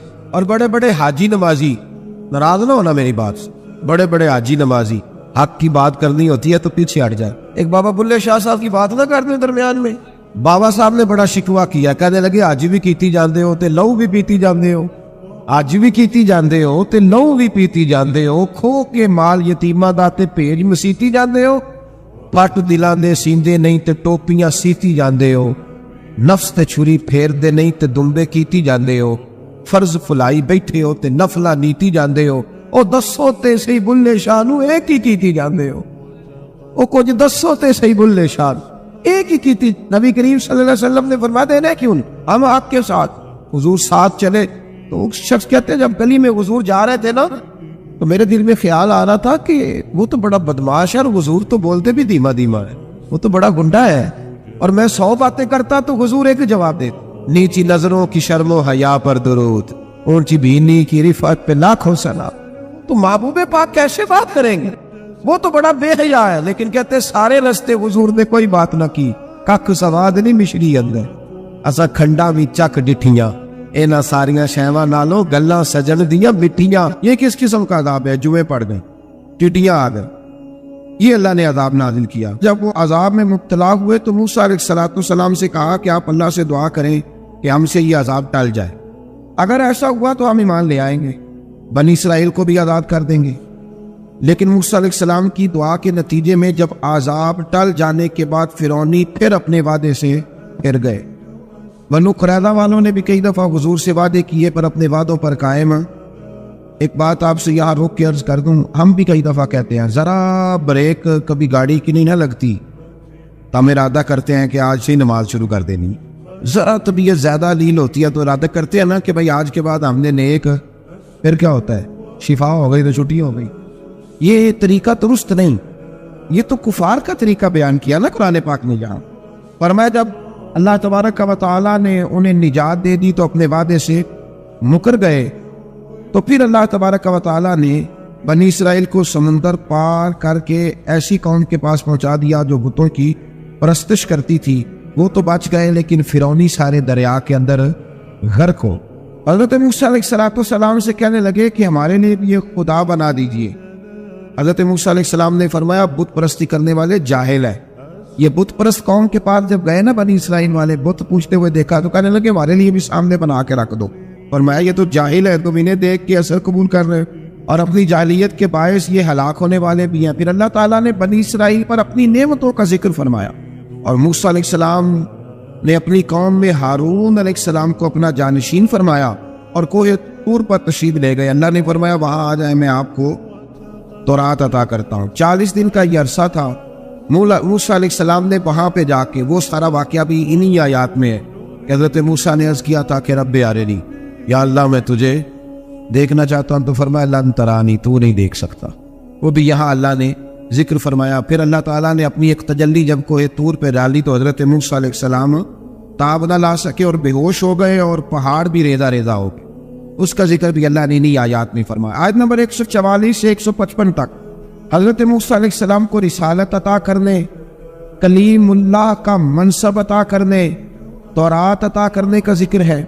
آگے چل کے بتایا کہ جو متکبر لوگ ہیں نا وہ آیات الہیہ سے منہ پھیرتے، اور جو لوگ اللہ کی آیات اور قیامت کو جھٹلاتے ہیں ان کے اعمال باطل ہیں۔ پھر موسیٰ علیہ السلام کے کوہ طور پر قیام کے عرصے میں بنی اسرائیل کے زیورات سے پچھڑا بنا کر اسے معبود بنانے کا ذکر ہے۔ ان میں ایک جادوگر تھا، سامری، سونا ہے سلالہ میں اس کی قبر ہے۔ حضرت موسیٰ کوہ طور پہ چلے گئے تو اس نے پیچھے سے نا سونے کا ایک بچڑا بنا لیا، اس میں سونے کی تاریں اس کے منہ میں لگائی، آواز چلتی تھی تو بجتی تھی۔ اتنے کمزور عقیدے کی یہ قوم تھی کہ انہوں نے فٹافٹ ماننا شروع کر لی، فٹافٹ ماننا، کہنے لگے یہ ٹھیک ہے۔ چنانچہ موسیٰ علیہ السلام جب واپس آئے تو قوم پر غصے اور افسوس کا اظہار فرمایا اور کہا میرے پیچھے تم نے ایسا برا کام کیا۔ انہوں نے تورات کی تختیاں بھی زمین پہ ڈالی اور اپنے بھائی ہارون علیہ السلام کا سر پکڑ کے اس سے جواب طلبی کی۔ انہوں نے کہا اے میرے ماں جائے، بڑے خوبصورت لفظ ہے قرآن پاک، اے میرے ماں جائے، اے میرے بھائی، قوم نے مجھے بے بس کر دیا اور قریب تھا کہ یہ مجھے قتل بھی کر دیتے۔ اب آپ مجھ پر سختی کر کے دشمنوں کو ہنسنے کا موقع نہ دیں، کبھی بھی دشمنوں کو اپنے اوپر ہنسنے کا موقع نہ دینا چاہیے۔ پھر آیت نمبر 151 میں موسیٰ علیہ السلام کی دعا اور کلماتی استغفار کا ذکر ہے۔ آگے چل کے بتایا کہ غصہ ٹھنڈا ہونے پر موسیٰ علیہ السلام نے تورات کی تختیوں کو اٹھایا جن کی تحریر میں اللہ سے ڈرنے والوں کے لیے ہدایت اور رحمت کی بشارت تھی۔ آیت نمبر 156 سے لے کر 158 تک میں موسیٰ علیہ السلام کی دعا کا ذکر ہے، جس میں انہوں نے اپنی قوم کے لیے اللہ تعالیٰ سے دنیا اور آخرت کی بھلائی مانگی۔ اللہ تعالیٰ نے فرمایا یہ کامل نعمت میں ان لوگوں کو عطا کروں گا جو ایمان کے ساتھ تقوی بھی اختیار کرے، یہ انہیں ملے گی نعمت، اور پھر وہ زکوٰۃ دیں گے اور اس عظیم رسول یعنی نبی کریم صلی اللہ تعالیٰ علیہ وآلہ وسلم کی وہ پیروی کریں گے۔ یہ آیت نمبر 158 ہے، یہ سورہ آراف کی، چونکہ حضور علیہ السلام کی بڑی عظمتوں کا اللہ کریم نے یہاں ذکر ارشاد فرمایا ہے، اور ایک تفصیل ہے نبی کریم صلی اللہ تعالیٰ علیہ وسلم کی سیرت مبارکہ کی۔ اللہ تبارک و تعالیٰ کبھی توفیق دے، اللہ تعالیٰ کبھی ہمت دے تو ان آیات پر غور کریں تو وہ نعتیں جو قرآن نے بیان کی ہیں حضور، وہ بھی بڑی شاندار ہے۔ قرآن مجید میں اللہ کریم نے فرمایا جو لوگ پیروی کریں گے اس رسول کی جو بغیر پڑھے ہوئے دنیا میں آئے، دنیا میں آ کے کسی سے پڑھا، بے پڑھے رسول کی جو پیروی کریں گے۔ کون سے رسول؟ الذی یجدونہ مکتوبا عندہم فی التوراۃ والانجیل، فرمایا یہ وہ رسول ہے جن کو لکھا ہوا تورات میں بھی پائیں گے اور انجیل میں بھی پائیں گے ان کی شانیں۔ وہ نبی کیا کریں گے؟ یأمرہم بالمعروف وینہاہم عن المنکر، وہ انہیں نیکی کا حکم کرتا ہے اور برائی سے منع فرماتا ہے۔ وَيُحِلُّ لَهُمُ الطَّيِّبَاتِ، اور نبی پاک ان پر حلال چیزوں کو، پاک چیزوں کو حلال کرتے ہیں اور گندی چیزوں کو ان پر حرام کرتے ہیں۔ حلال حرام کا اختیار اللہ نے رسول پاک کو بھی عطا فرمایا ہے، حضور کو بھی اللہ نے اختیار دیا، اسی لیے تو حضور کسی کو کہہ دیتے تھے چل تو نہ 5 نہ پڑھنا تو 2 ہی پڑھ لینا۔ یہ بھی حضور نے فرمایا، ایک بندے نے روزہ توڑ لیا تو فرمایا کھجوریں مجھ سے لے جا اور گھر جا کے کھا لے، روزہ بھی تو نہیں توڑا ہے تو مجھ سے لے جا، گھر جا کے کھا، تیرا کفارہ ادا ہو جائے۔ نبی پاک صلی اللہ علیہ وسلم نے بڑی ساری جگہوں پہ اس اختیار کو، تو قرآن مجید نے کہا وَيُحِلُّ لَهُمُ الطَّيِّبَاتِ، پاک جتنی چیزیں پاک تھی وہ میرے نبی نے تم پر حلال کر دی۔ وَيُحَرِّمُ عَلَيْهِمُ الْخَبَائِثَ، اور جو گندی چیزیں تھیں، ناپاک تھی، وہ نبی پاک نے تم پر حرام کی ہیں، جو پہلے ٹھیک نہیں تھی وہ حضور نے حرام فرمائی۔ اور پھر بڑے خوبصورت لفظ ہے، اگر آپ جاگ کے سنیں تو فرمایا وَيَدْعُ عَنْهُمْ، اور وہ ان پر سے اتارتے ہیں اِسْرَهُمْ وَالْأَغْلَالَ الَّتِي كَانَتْ عَلَيْهِمْ، فرمایا نبی پاک ان سے ان کا بوجھ اتارتے ہیں اور کاٹتے ہیں وہ زنجیریں جن میں یہ لوگ جکڑے ہوئے تھے، غلامی کی زنجیریں، سخت ترین احکام کی زنجیریں۔ فرمایا میرے رسول تو دنیا میں زنجیریں کاٹنے کے لیے آئے، حضور نے لوگوں کی زنجیریں کاٹ دی۔ فرمایا فَالَّذِينَ آمَنُوا بِهِ وَعَزَّرُوهُ وَنَصَرُوهُ، فرمایا جو لوگ اس نبی پر ایمان لائیں گے، ان کی تعظیم کریں گے، ان کے دین کی مدد کریں گے، وَاتَّبَعُوا النُّورَ الَّذِي أُنزِلَ مَعَهُ، اور اس نور کی پیروی کریں گے جو ہم نے نبی پاک کے ساتھ اتارا ہے۔ وہ کیا ہے؟ حضور کے ساتھ کیا اترا ہے؟ قرآن مجید۔ فرمایا جو اس کی پیروی کریں گے اولئک هم المفلحون، یہی لوگ ہیں کامیاب ہونے والے۔ اور اگلی آیت میں فرمایا محبوب آپ کہہ دیں، آج پھر کھل کے اعلان کر دیں، کیا کہا؟ قل یا ایھا الناس انی رسول اللہ الیکم جمیعا، فرمایا لوگوں کو بتا دیں کہ میں ایک قبیلے کا، ایک گروہ کا، ایک ملک کا نہیں، میں سارے انسانوں کا رسول بن کے آیا ہوں۔ تمام انسانوں کی طرف. اور حضور نے اعلان فرمایا، خود بخاری کا لفظ ہے، فرمایا ارسلت الی الخلق، فرمایا میں صرف انسانوں کا نہیں، جس کو اللہ نے پیدا کیا ہے میں ان سب کا رسول بن کے دنیا میں آیا، سب کا رسول بن کے میں دنیا میں آیا ہوں. تو ان آیات کے اندر اللہ تبارک و تعالیٰ نے رسول کریم علیہ الصلاۃ والسلام کی ان ساری عظمتوں کو بیان فرمایا. آیت نمبر 160 میں موسیٰ علیہ الصلاۃ والسلام کے پتھر پر ضرب لگانے اور ان کے قوم کے 12 قبیلوں کے لیے 12 چشمے جاری ہونے کے معجزے، اور پھر بادل کے سایہ کرنے والا معجزہ، من اور سلوہ کے اترنے کا بیان بھی فرمایا، اور اس کے بعد اس امر کا بیان بھی فرمایا کہ بنی اسرائیل کو حکم ہوا کہ معافی مانگتے ہوئے اور سجدہ کرتے ہوئے بیت المقدس میں داخل ہو جاؤ، مگر انہوں نے اس مسئلے میں بھی تعریف کر دی، اس کو بھی بدل دیا. مزید بتایا کہ سمندر کے کنارے جو ایک بستی تھی، انہیں ہفتے کے دن وہاں مچھلیاں پکڑنے سے منع کیا گیا تھا، مگر انہوں نے اللہ کے حکم کی نافرمانی کی، سوائے ایک گروہ کے. بنی اسرائیل کی نافرمانیوں کے باعث اللہ نے ان کی صورتوں کو بدل دیا. ایک شخص نے ایک بزرگ سے پوچھا کہ نبی پاک علیہ السلام کی رحمت سے ہمیں کیا ملا ہے؟ معاذ اللہ، اگر میں ابھی پوچھوں کہ حضور کی رحمت سے کیا ملا ہے، تو بزرگ کہنے لگے کہ اس طرح کر، شام کو گھر جانا اور آئینے کے آگے کھڑے ہونا اور اپنے پچھلی زندگی کے سارے اعمال دیکھنا اور پھر اپنا چہرہ دیکھنا، اگر بدلا نہیں نہ تو سمجھ لے میرے رسول کی رحمت سے حصہ ملا ہوا ہے، تجھے میرے کریم محبوب کی رحمت سے حصہ ملا ہوا ہے. ورنہ وہ نافرمانی کرتے تھے تو ان کے چہرے بدل جاتے تھے، دروازوں پہ لکھا جاتا تھا. سنگیو بتاؤ نا، اگر آج بھی یہ حال ہو تو کون کسی کو منہ دکھانے کے قابل رہے؟ کون کسی کو منہ دکھانے؟ دعا فرمائے اللہ محبوب کی غلامی میں ہمیں پختگی نصیب فرمائے. پھر اللہ تبارک و تعالیٰ نے آیت نمبر 168 میں اور 167 میں یہود کے برے اعمال کا سبب ان کی جمعیت کے منتشر ہونے اور ان پر جابر لوگوں کے مسلط ہونے کا ذکر فرمایا. بعد والی آیات میں ان کے برے جانشینوں کا ذکر کیا جو رشوت لے کر اللہ تعالیٰ کی آیات میں رد و بدل کر دیتے تھے. ان سب برائیوں کے باوجود اس مغالطے اور خود فریبی کا شکار تھے کہ وہ بخشے جائیں گے. اللہ اکبر. اللہ تعالیٰ نے فرمایا کہ آخرت کا گھر صرف متقیوں کے لیے اور اللہ کے فرما بردار بندوں کے لیے. آیت نمبر 172 میں اس امر کا بیان ہے کہ اللہ تعالیٰ نے بنی آدم کی ارواح کو ایک جگہ پہ جمع کیا تھا اور جمع کر کے پوچھا الستو بربکم، کیا میں تمہارا رب نہیں؟ تو سب نے بیک زبان کہا قالوا بلا، ہاں مالک تو ہی ہمارا رب ہے. وہاں گواہی دی اور یہاں آ کے مکر گئے، وہاں گواہی دی اور یہاں مکر گئے.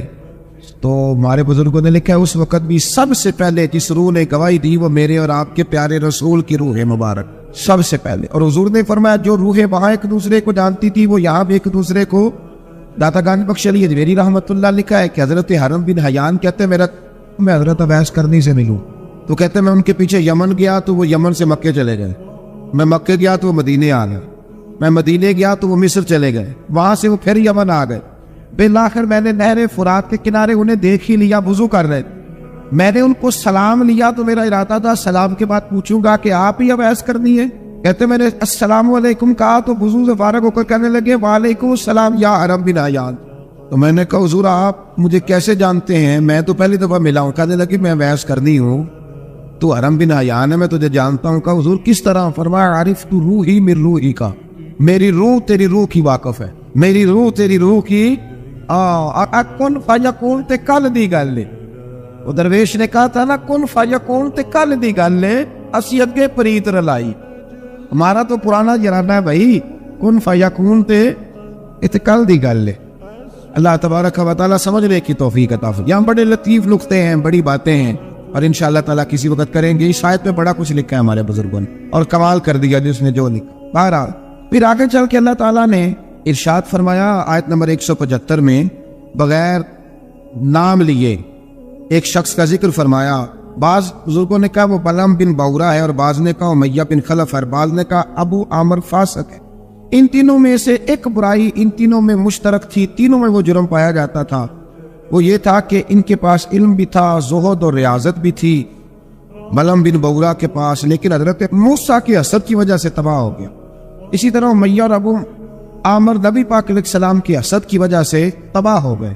کچھ لوگ صرف حسد کی وجہ سے ہی، پتہ ہے آپ کو، کچھ لوگ حسد کی وجہ سے تباہ ہو جاتے. ایک بادشاہ بڑا کنجوس تھا، تو اس کے سامنے ایک شخص اکثر آیا کرتا تھا تو کسی نے اس سے کہا کہ بادشاہ سے انعام وصول کرو. اس نے کہا یہ بڑا کنجوس ہے، پر چلو اللہ نے مجھے بھی بڑا ذہن دیا، انعام لے ہی لیتے ہیں. تو کہنے لگا بادشاہ کبھی انعام ہی دے دیا کر. بادشاہ کہنے لگا پہلے میرے سوال کا جواب دے پھر انعام دوں گا. اس نے سوال ہی ایسا سخت پوچھنا تھا کہ انعام بنے ہی نہ. حضرت رومی نے لکھا ہے کہ بادشاہ سلامت پوچھو سوال. تو بادشاہ کہنے لگا یہ میرے ہاتھ کی ہتھیلیاں، ان میں بال کیوں نہیں؟ پشت پہ ہے تو ہتھیلی پہ کیوں نہیں؟ اس نے بھی پھر کمال ہی جواب دیا. کہنے لگا وہ سخی بڑے ہیں، وہ دے دے کے نا بال سارے گھس گئے اور دے دے کے گھس گئے. بادشاہ کو بڑا ہی غصہ آیا، پتا تو اسے تھا نا میں کنجوس ہوں. بڑا غصہ آئے گا تو سخی بڑا ہے تو دے دے کے تیرے ہاتھوں کے بال. اور غصے سے کے ساتھ کہنے لگا تو تیرے ہاتھوں میں کیوں نہیں بال؟ کہنے لگا بادشاہ تو نے دیا بڑا ہے تو میں نے لیا بڑا ہے. تیرے دے دے کے گھس گئے ہیں تو میرے لے لے کے گھس گئے ہیں. تو اس کو اور غصہ آیا. کہنے لگا تو یہ جو سارے بیٹھے ہیں یہ دربار میں ادھر بھی تو ان کے ہاتھوں میں بال کیوں نہیں؟ کہنے لگا بادشاہ تو دیتا رہتا ہے، میں لیتا رہتا ہوں، تو یہ ہاتھ ملتے رہتے ہیں، ان کے مال کے گھس گئے ہیں. تو بادشاہ کہنے لگا بندہ تو سیانا ہے، تجھے کچھ نہ کچھ دینا ہی پڑے گا. اس نے دیا اسے. تو کچھ لوگوں کے نا مال کے ہی اللہ دیتا ہے، نوازتا ہے، پر ان کے حسد کر کر کے یہ ہاتھ گھس جاتے ہیں، بیٹھ کے نا پروگرام بناتے رہتے ہیں. اس نے ایسا کیا اس لیے آگے نکل گیا، اس نے یہ کیا.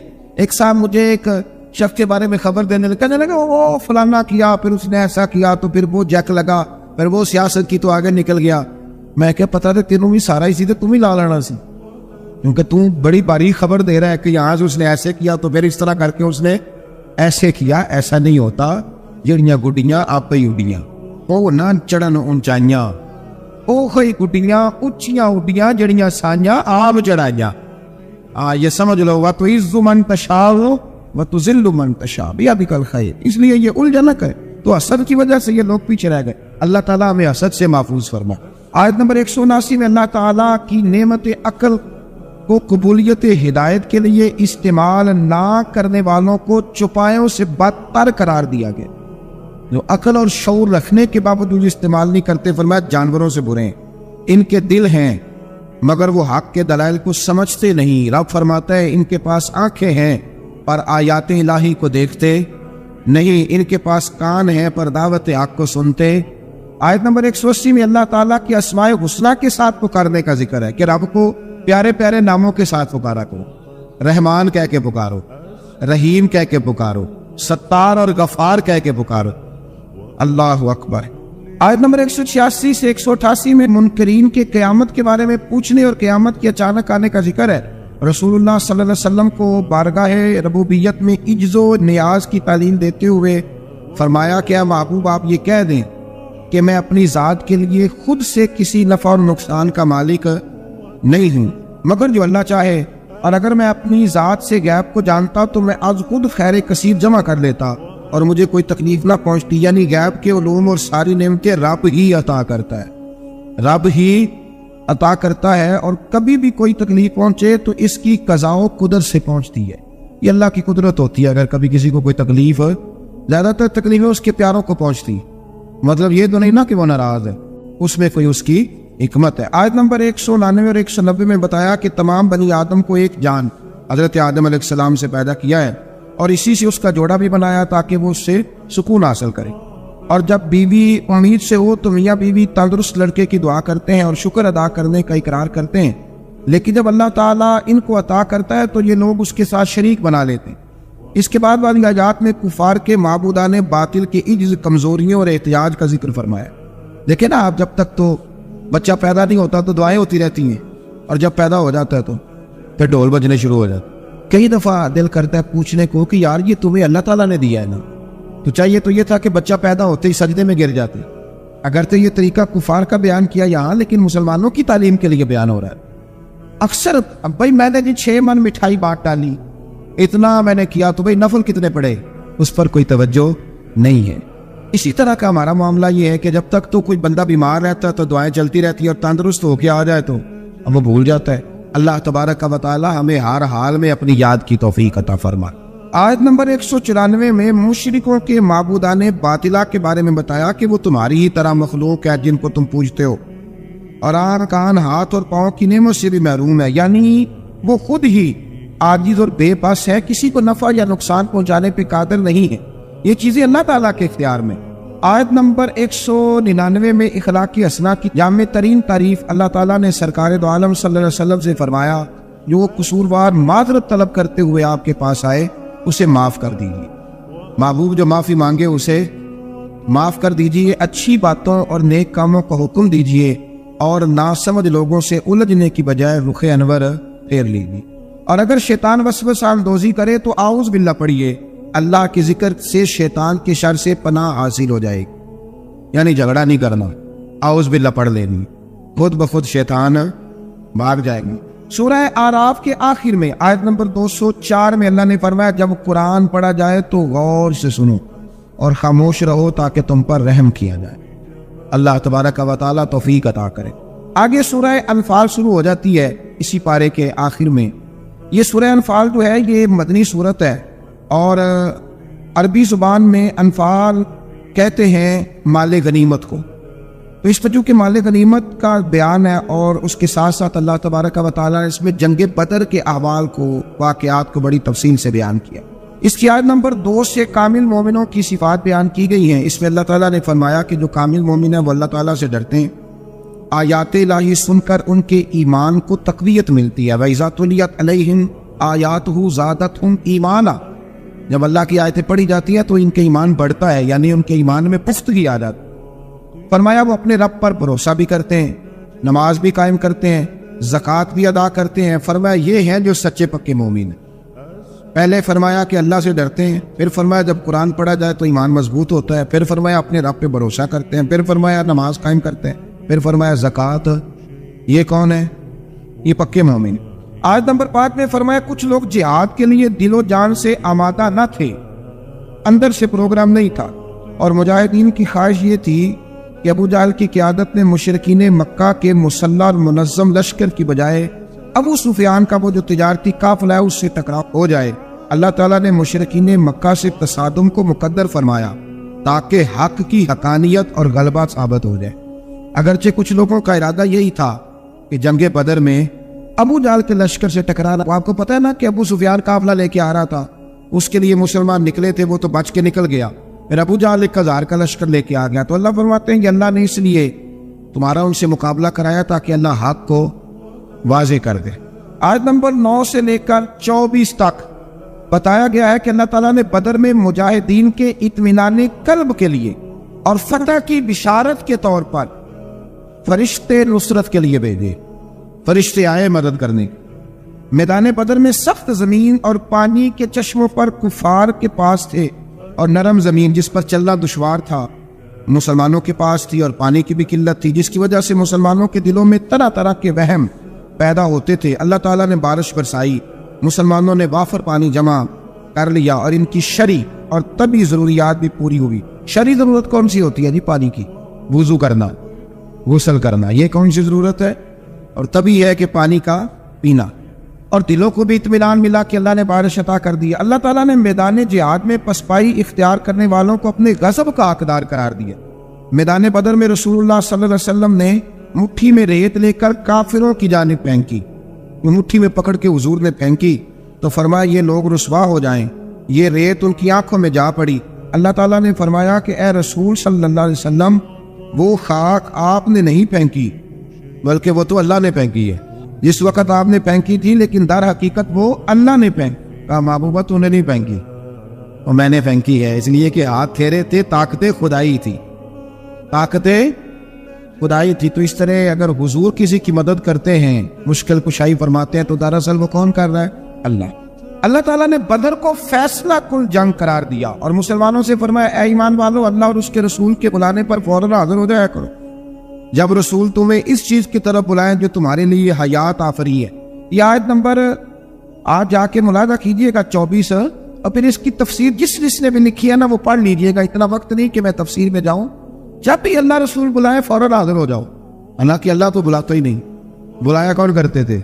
نبی کریم علیہ السلام۔ حضرت سعید بن معلہ رضی اللہ تعالیٰ عنہ کہتے ہیں میں نماز پڑھ رہا تھا تو حضور نے بلایا، میں جلدی سے نماز پڑھ کے فارغ ہو کے حاضر ہوا تو حضور نے فرمایا میں نے بلایا تو آیا کیوں نہیں؟ عرض کی حضور نماز پڑھ رہا تھا، اور میں نماز پڑھتا تو قرآن نہیں پڑھتا؟ سورہ انفال میں رب فرماتا ہے جب میرا رسول بلائے فوراً حاضر ہو جایا کرو، یعنی معنی یہ ہے کہ نماز توڑ کے آنا چاہیے تھا۔ یہاں میرے اعلیٰ حضرت نے لکھا ہے حضور بلائے تو نماز چھوڑ کے چلا جا اور واپس آ کے نہ جہاں سے چھوڑی تھی وہیں سے شروع کر لے. سجدہ صاحب کی بھی ضرورت نہیں, تو نماز مکمل کر لے. جتنی دیر تو مصطفیٰ کی بارگاہ میں حاضر تھا سمجھ لے میں رب کی عبادت میں موجود. ہاں اس لیے اقبال نے کہا تھا اذان تو عدل سے تیرے عشق کا ترانہ بنی, اور نماز تو اس کے نظارے کا ایک بہانہ بنی, اور ادائے دید سراپا نیاز تھی تیری, بس کسی کو دیکھتے رہنا نماز تھی تیری. ادائے دید سراپا نیاز تھی تیری اور کسی کو دیکھتے رہنا یہ نماز تھی تیری. آیت نمبر 25 میں فرمایا یہ مت سمجھنا کہ ظالموں کے فتنے کا وبال صرف ان لوگوں تک محدود رہے گا. اگر عمل بالمعروف اور نہی عن المنکر کا عمل رک گیا تو اس کے اثرات باقی معاشرے کو بھی بھگتنے پڑیں گے. یہ آیت نمبر 25 ہے. اگر نیکی کا حکم دینا چھوڑ دیا جائے, برائی سے منع کرنا چھوڑ دیا جائے, تو اس کا وبال صرف ان لوگوں پہ نہیں پڑتا, سارے معاشرے میں پڑتا ہے. لوگ سمجھتے ہیں کہ ان درسوں کی, ان تقریروں کی, ان وعظوں کی کوئی اہمیت نہیں. یہ پڑھو رب کا قرآن. رب فرماتا ہے کہ اگر تم یہ کام چھوڑ دو گے تو ساری قوم وبال میں آ جائے. یہ تو فرض کفایہ ادا ہوتا ہے. بڑے سارے لوگوں کی طرف سے یہ معاملہ, یہ قرآن پڑھ رہا ہوں, قرآن پاک واضح آیات میں یہ حکم ہے. لوگ کہتے ہیں اتنا سال ہو گئے درس دیتے, پھر لوگ بدلے کیوں نہیں؟ تو میں نے کہا ہمارے ذمہ اذان پڑھنا ہے, بندوق لے کے لوگوں کو لانا نہیں. ہم اذان دیتے رہیں گے, پھر جسے اللہ توفیق دے گا وہ انشاءاللہ نماز بھی پڑھ ہی لے گا. مؤذن کی ڈیوٹی ہے کہ وہ اذان پڑھے, اس کی یہ ڈیوٹی نہیں کہ بندوق لے کے جائے اور لوگوں کو گھروں سے نکال کے لائے. آیت نمبر 26 میں ہجرت سے پہلے مسلمانوں کی بے بسی اور بعد میں اللہ کی مدد سے مضبوط ہونے اور اس نعمت پر اللہ کا شکر ادا کرنے کا بیان ہے. مزید فرمایا کہ اللہ اور اس کے رسول سے خیانت نہ کرو. یا ایھا الذین آمنوا لا تخونوا اللہ والرسول, فرمایا اللہ اور اس کے رسول سے خیانت. یہ آیت نمبر 27 ہے. اور فرمایا اپنی امانتوں میں بھی خیانت نہ کرو اگر کہ تم جانتے ہو اللہ رسول سے خیانت کیا ہوتی. تو اس آیت کے تحت حضرت عبداللہ ابن عباس فرمایا کرتے تھے جس نے فرض چھوڑے اس نے اللہ سے خیانت, اور جس نے سنت کو چھوڑا اس نے نبی پاک سے خیانت. اللہ تعالیٰ فرض ادا کرنے کی بھی توفیق دے اور مصطفیٰ کی سنت کا پیار بھی عطا فرمائے. آیت نمبر 30 میں ہجرت کے موقع پر مشرکین مکہ نے اپنی پارلیمنٹ میں, دارالندوہ جو ان کی پارلیمنٹ تھی جس میں وہ بیٹھتے, رسول اللہ صلی اللہ علیہ وسلم کے بارے میں وہاں بیٹھ کر جو مشاورت کی تھی اس کے احوال اللہ نے بیان کرتے ہوئے فرمایا اس وقت کو یاد کرو جب کافر آپ کے خلاف سازشیں کر رہے تھے تاکہ آپ کو قید کریں یا معاذ اللہ ثم معاذ اللہ قتل کریں یا جلا وطن کریں. کیا خوبصورت انداز ہے. اللہ فرماتا ہے وہ اپنی سازشوں میں لگے ہوئے تھے اور اللہ تعالیٰ اپنی خفیہ تدبیر فرما رہا تھا, اور اللہ بہترین تدبیر کرنے والا ہے. کہتے ہیں وہ میرے خلاف سازشیں کر رہے ہیں, میں نے کہا چھوڑ, تو رب کی مدد حاصل کر, اللہ بہترین تدبیر کرنے والا ہے.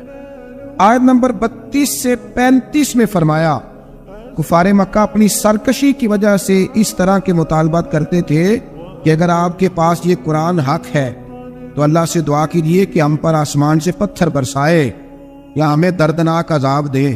یہ وہ کہا کرتے تھے, مگر اللہ نے فرمایا کیا محبوب جب تک آپ ان میں موجود ہیں اللہ انہیں عذاب نہیں دے گا.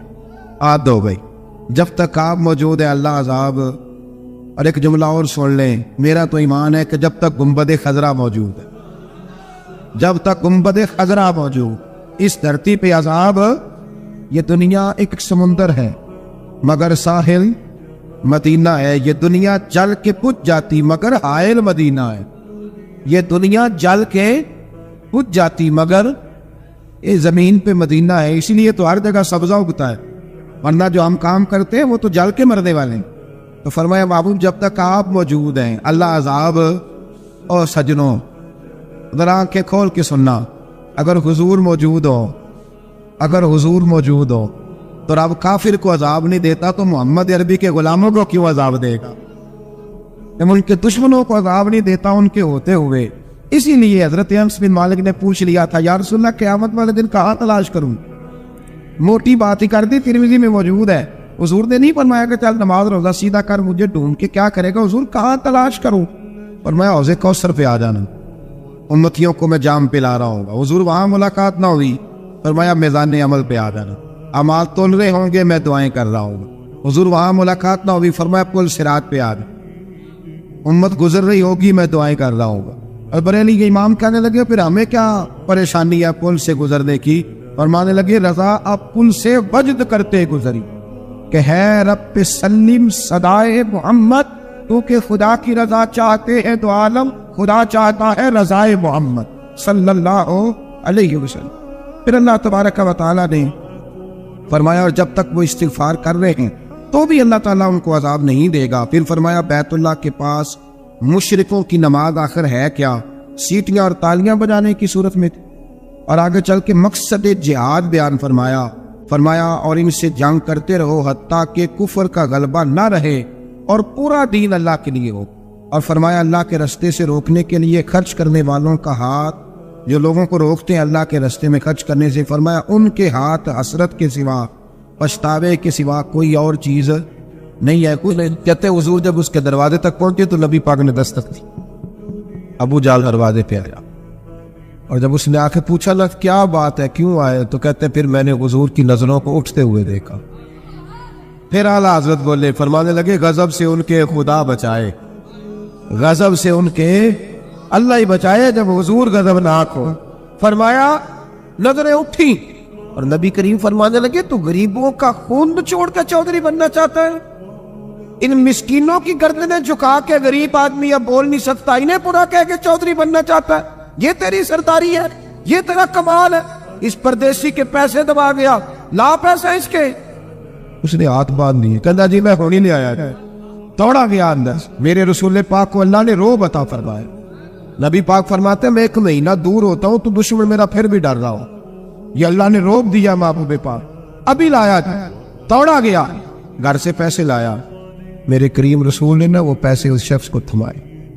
ادھر سے ابو سفیان نے ایک جاسوس بھیجا تھا، جاؤ دیکھ کے آؤ ابو جال کیا کرتا ہے، وہ بھی چھپ کے دیکھ رہا تھا۔ نبی کریم ابو جال سے کہنے لگے تیری دوبارہ شکایت نہ آئے، کہنے لگا جی آئندہ احتیاط کروں گا۔ حضور میں پیسے اسے دیے، اب کسی شخص کی لوٹی ہوئی دولت مل جائے اور ڈوبے ہوئے خزانے نکل آئے تو کتنا راضی ہوتا ہے۔ حضور نے دیے تو خوش ہو گیا، دیکھو میرے محبوب کا کمال۔ یا کچھ لوگ نیکی کرتے ہیں تو پھر سواری بھی کرتے ہیں کہ اب روز میرا شکریہ ادا کر کیونکہ میں نے نیکی کی ہے۔ محبوب فرمانے لگے تو اگر کہے تو میں جاؤں، خود بھیک دے خود ہی کہے منگتے کا بھلا ہو، تو کہے تو جاؤں، کہے تو جاؤں۔ بیچارہ رو پڑ، کہنے لگا محبوبہ اس شانوں والی ماں کا نام پوچھ سکتا ہوں جس کے گھر میں تیرے جیسا لال آیا ہے؟ اس عظمتوں والے باپ کا نام جس نے تیرے جیسا لال جنا؟ محبوبہ وہ شانوں والا قبیلہ جس میں آپ آئے، آپ کا نام؟ حضور نے فرمایا نام چھوڑ، تجھے تکلیف ہوگی، یہ لوگ تجھے پریشان کریں گے، تو بس یہ پیسے رکھ۔ حضور اگلی گلی میں گئے تو جاسوس کہنے لگا ان کے پیچھے نہ جانا، یہ معاذ اللہ جادوگر ہے، ساحر ہے۔ اس نے ہاتھ جھٹکا، کہنے لگا دفع ہو جا، تو بھی جھوٹ بولتا ہے اور تیرے سارے سردار بھی جھوٹ بولتے ہیں، اگر کائنات میں کوئی سچا ہے تو وہ محمد عربی کی ذات سچی، یہ رسول کائنات، میرا اور آپ کا۔ جو بندہ کچھ نہیں نہ کر سکتا وہ کسی کو تسلی تو دے سکتا ہے کہ نہیں؟ اتنا تو ہو سکتا ہے نا۔ قرآن مجید نے کہا یا ایھا النبی انا ارسلناک شاہدا ومبشرا ونذیرا، میرے رسول پاک نا خوشخبریاں سنانے آ، ڈر سنانے آ، تھوڑا تھوڑا نا ایک دوسرے کا ہاتھ پکڑنا شروع کریں، چھوڑ دیں انتظار کرنا۔ مجھے بڑا اچھا لگا یہ لبیک فاؤنڈیشن جو ان دوستوں نے بنائی۔ دیکھو خیر کا کام کوئی بھی کرے نا، میری ایک طبیعت ہے، میں کہتا ہوں کہ میں یہاں آپ کے یہاں بیان کر رہا ہوں تو فیصل آباد میں جو بندہ اس وقت تقریر کر رہا ہے نا، مجھے اس کی تعریف کرنی چاہیے، اس لیے کہ میں یہیں کر سکتا ہوں اس وقت، وہاں جا کے نہیں کر سکتا۔ جو لاہور میں کر رہا ہے مجھے اس کو سپورٹ ہے۔ ہم پتہ کیا کرتے ہیں کہ خیر بس وہی ہے جو میرے پاس ہے، دائیں بائیں کچھ بھی نہیں۔ خدا مجھے ایسی خدائی نہ دے کہ اپنے سوا کچھ دکھائی نہ دے، ایسا نہ کرو۔ جتنا بھی جہاں بھی جو بھی اچھا کام کر رہا ہے اس کو سپورٹ کرے، اس سے نا ایک یونٹی پیدا ہو، ایک خوبصورتی آئے گی، تھوڑا تھوڑا پیار کرنا سیکھیں۔ ہم پتہ کیا کرتے ہیں، جب بھی اینک لگاتے ہیں تو ڈھونڈتے ہیں کہ کوتاہی کہاں پڑی ہوئی ہے، وہ کوئی کوتاہی مل جائے تو اس کو ڈسکس کریں۔ اچھے لوگ یہ کام نہیں کرتے، اچھے لوگ کوتاہی نظر آئے تو آنکھ بند کر لیتے ہیں، خوبی نظر آئے تو دنیا کو بتاتے۔ یہاں علماء بیٹھے، آپ پوچھ لیجئے گا، شریعت کا مسئلہ ہے کہ جب کسی کو غسل دو نا، اگر کوئی اچھی چیز نظر آئے تو لوگوں کو بتاؤ، حکم ہے۔ پتہ ہے آپ کو، چہرہ جی کھیل گیا تھا، میں نے دیکھا ہے، روشنی پھیل، یہ بتاؤ۔ لیکن اگر کوئی بری شے نظر آئے، کف لسان، چپ کر۔ حضور نے حکم دیا اذکروا محاسن موتاکم، او کما قال صلی اللہ علیہ وسلم، جب تم میں سے چلا جائے تو اس کی اچھی اچھی باتیں بیان۔ برائیاں ہوں بھی تو ان سے صرف نہ. آج پتہ کیا ہو رہا ہے, ایک بندے میں 99 خوبیاں ہیں, ان کو کوئی نہیں بیان کر رہا. جو ایک خامی ہے نا وہ ہر بندے کو نظر آ رہی. تھوڑا تھوڑا پیار کریں. اخلاق کا مطلب یہ ہے کہ آپ کس طرح محبت بانٹ سکتے ہیں, کس طرح لوگوں کے ساتھ بھلائی کر سکتے ہیں, کس طرح آپ آگے بڑھ سکتے ہیں. بات یہ ہے کہ بہت ساری باتیں ایسی ہیں, ابھی آتے آتے میرے کان میں بھی کچھ کہا جا رہا تھا, کیونکہ سوشل میڈیا نا جی, تو دوست جو ہیں وہ باتیں سنتے رہتے ہیں, کرتا رہتا ہوں میں. اللہ تبارک و تعالیٰ توفیق عطا فرمائے. ایک حدیث میرے ذہن میں اور ہے, جیسا کہ انہوں نے اشارہ دیا, میں نا اسی انداز میں وہ والی روایت چلے بیان کر, ان کی بات بھی پوری ہو جائے گی اور عنوان بھی تھوڑا سا آگے چلا جائے گا. نبی کریم علیہ السلام جب احساس فرماتے تھے نا, احساس, تو وہاں میرے نبی پاک نے جانور کا بھی احساس. پتہ کیا ہوتا ہے, جب احساس پیدا ہو جائے تو پھر سب کا ہو جاتا, اور جب نہیں نہ پیدا ہوتا تو پھر اپنا ابا بھی روتا رہتا, پھر اپنی اماں بھی پریشان رہتی. احساس کی شدت. حضرت ابوبکر صدیق رضی اللہ تعالیٰ عنہ فرماتے ہیں, میں نبی کریم صلی اللہ تعالیٰ علیہ وسلم کے ساتھ تھا, ہم ایک جگہ سے گزر رہے تھے تو رش بہت زیادہ تھا. یہ بخاری میں بھی ہے لیکن زیادہ تفصیل حضرت امام جلال الدین سیوطی کی الحاوی الفتاوی میں آپ کو ملے. کہتے ہیں کہ گزر رہے تھے تو رش تھا, تو حضور نے فرمایا پتہ کرو یہاں کیا ہے. کہتے میں گیا تو کہا یا رسول اللہ, ایک اونٹ پاگل ہو گئی, لوگوں کو کاٹ رہا ہے. نبی کریم نے فرمایا پیچھے ہٹو, میں چلتا ہوں. اب یہ لفظ لکھے امام سیوطی نے کہ لوگ نا اونٹ کو قابو کرنے کی کوشش کر رہے تھے تو نیزے مار رہے تھے, تیر. آپ کو پتہ ہے نا, ہلکان کرنا چاہتے ہیں کہ وہ جو ہے نا وہ اس قدر کمزور ہو جائے کہ گر جائے. پاگل جو ہو گیا تھا, کاٹ رہا. کہتے ہیں حضور نے جب اس کی کیفیت دیکھی تو نبی پاک نے جلال فرمایا پیچھے ہٹ جاؤ, یہ کیا طریقہ ہوا. مطلب حضور نے انہیں پیچھے کیا تو وہ اونٹ, جانور. یہ صحیح بخاری کی متواتر درجے کی حدیث ہے. نبی کریم نے فرمایا ارسلت الی الخلق, میں صرف انسانوں کا نہیں, میں اللہ کی ساری مخلوق کا رسول بن کے آیا. میں مخلوق کا رسول ہوں, مخلوق کا. وما ارسلناک الا رحمۃ للعالمین. نبی کریم صلی اللہ تعالی علیہ وسلم نے جب دیکھا تو اونٹ حضور کی طرف دوڑتا آیا, اس نے آ کے حضور کے قدم چومے. رسول کریم نے اس کی پشت پر ہاتھ پھیرا. امام سیوطی نے لکھا کہ اونٹ کی آنکھوں میں آنسو آ گئے. ایسا بھی کبھی ہوا ہے وہ رو پڑا تو میرے محبوب نے فرمایا اس کے مالک کو بلاؤ. جب تک وہ مالک کو بلانے گئے, حضور نے رسی لی, اس کے ناک میں نکیل ڈال, حضور نے اسے باندھا, چارہ کھلایا, پانی پلایا. اور جب مالک آیا تو حضور نے فرمایا وہ پاگل نہیں ہے, وہ تو تمہاری شکایت کر رہا ہے. وہ کہتا ہے حضور ضرورت سے زیادہ بوجھ ڈالتا ہے اور چارہ اور پانی بھی وقت پہ نہیں دیتا, وہ تو شکایت کر رہا ہے. جب احساس پیدا ہوگا نا, احساس, تو پھر دروازے پہ بندھی ہوئی بھینس کا بھی خیال آ گئے. لیکن جب اخلاق سے انسان عاری ہوتا ہے پھر اس کی زندگی اپنی ذات سے شروع ہو کے اپنی ذات پر ختم ہوتی ہے.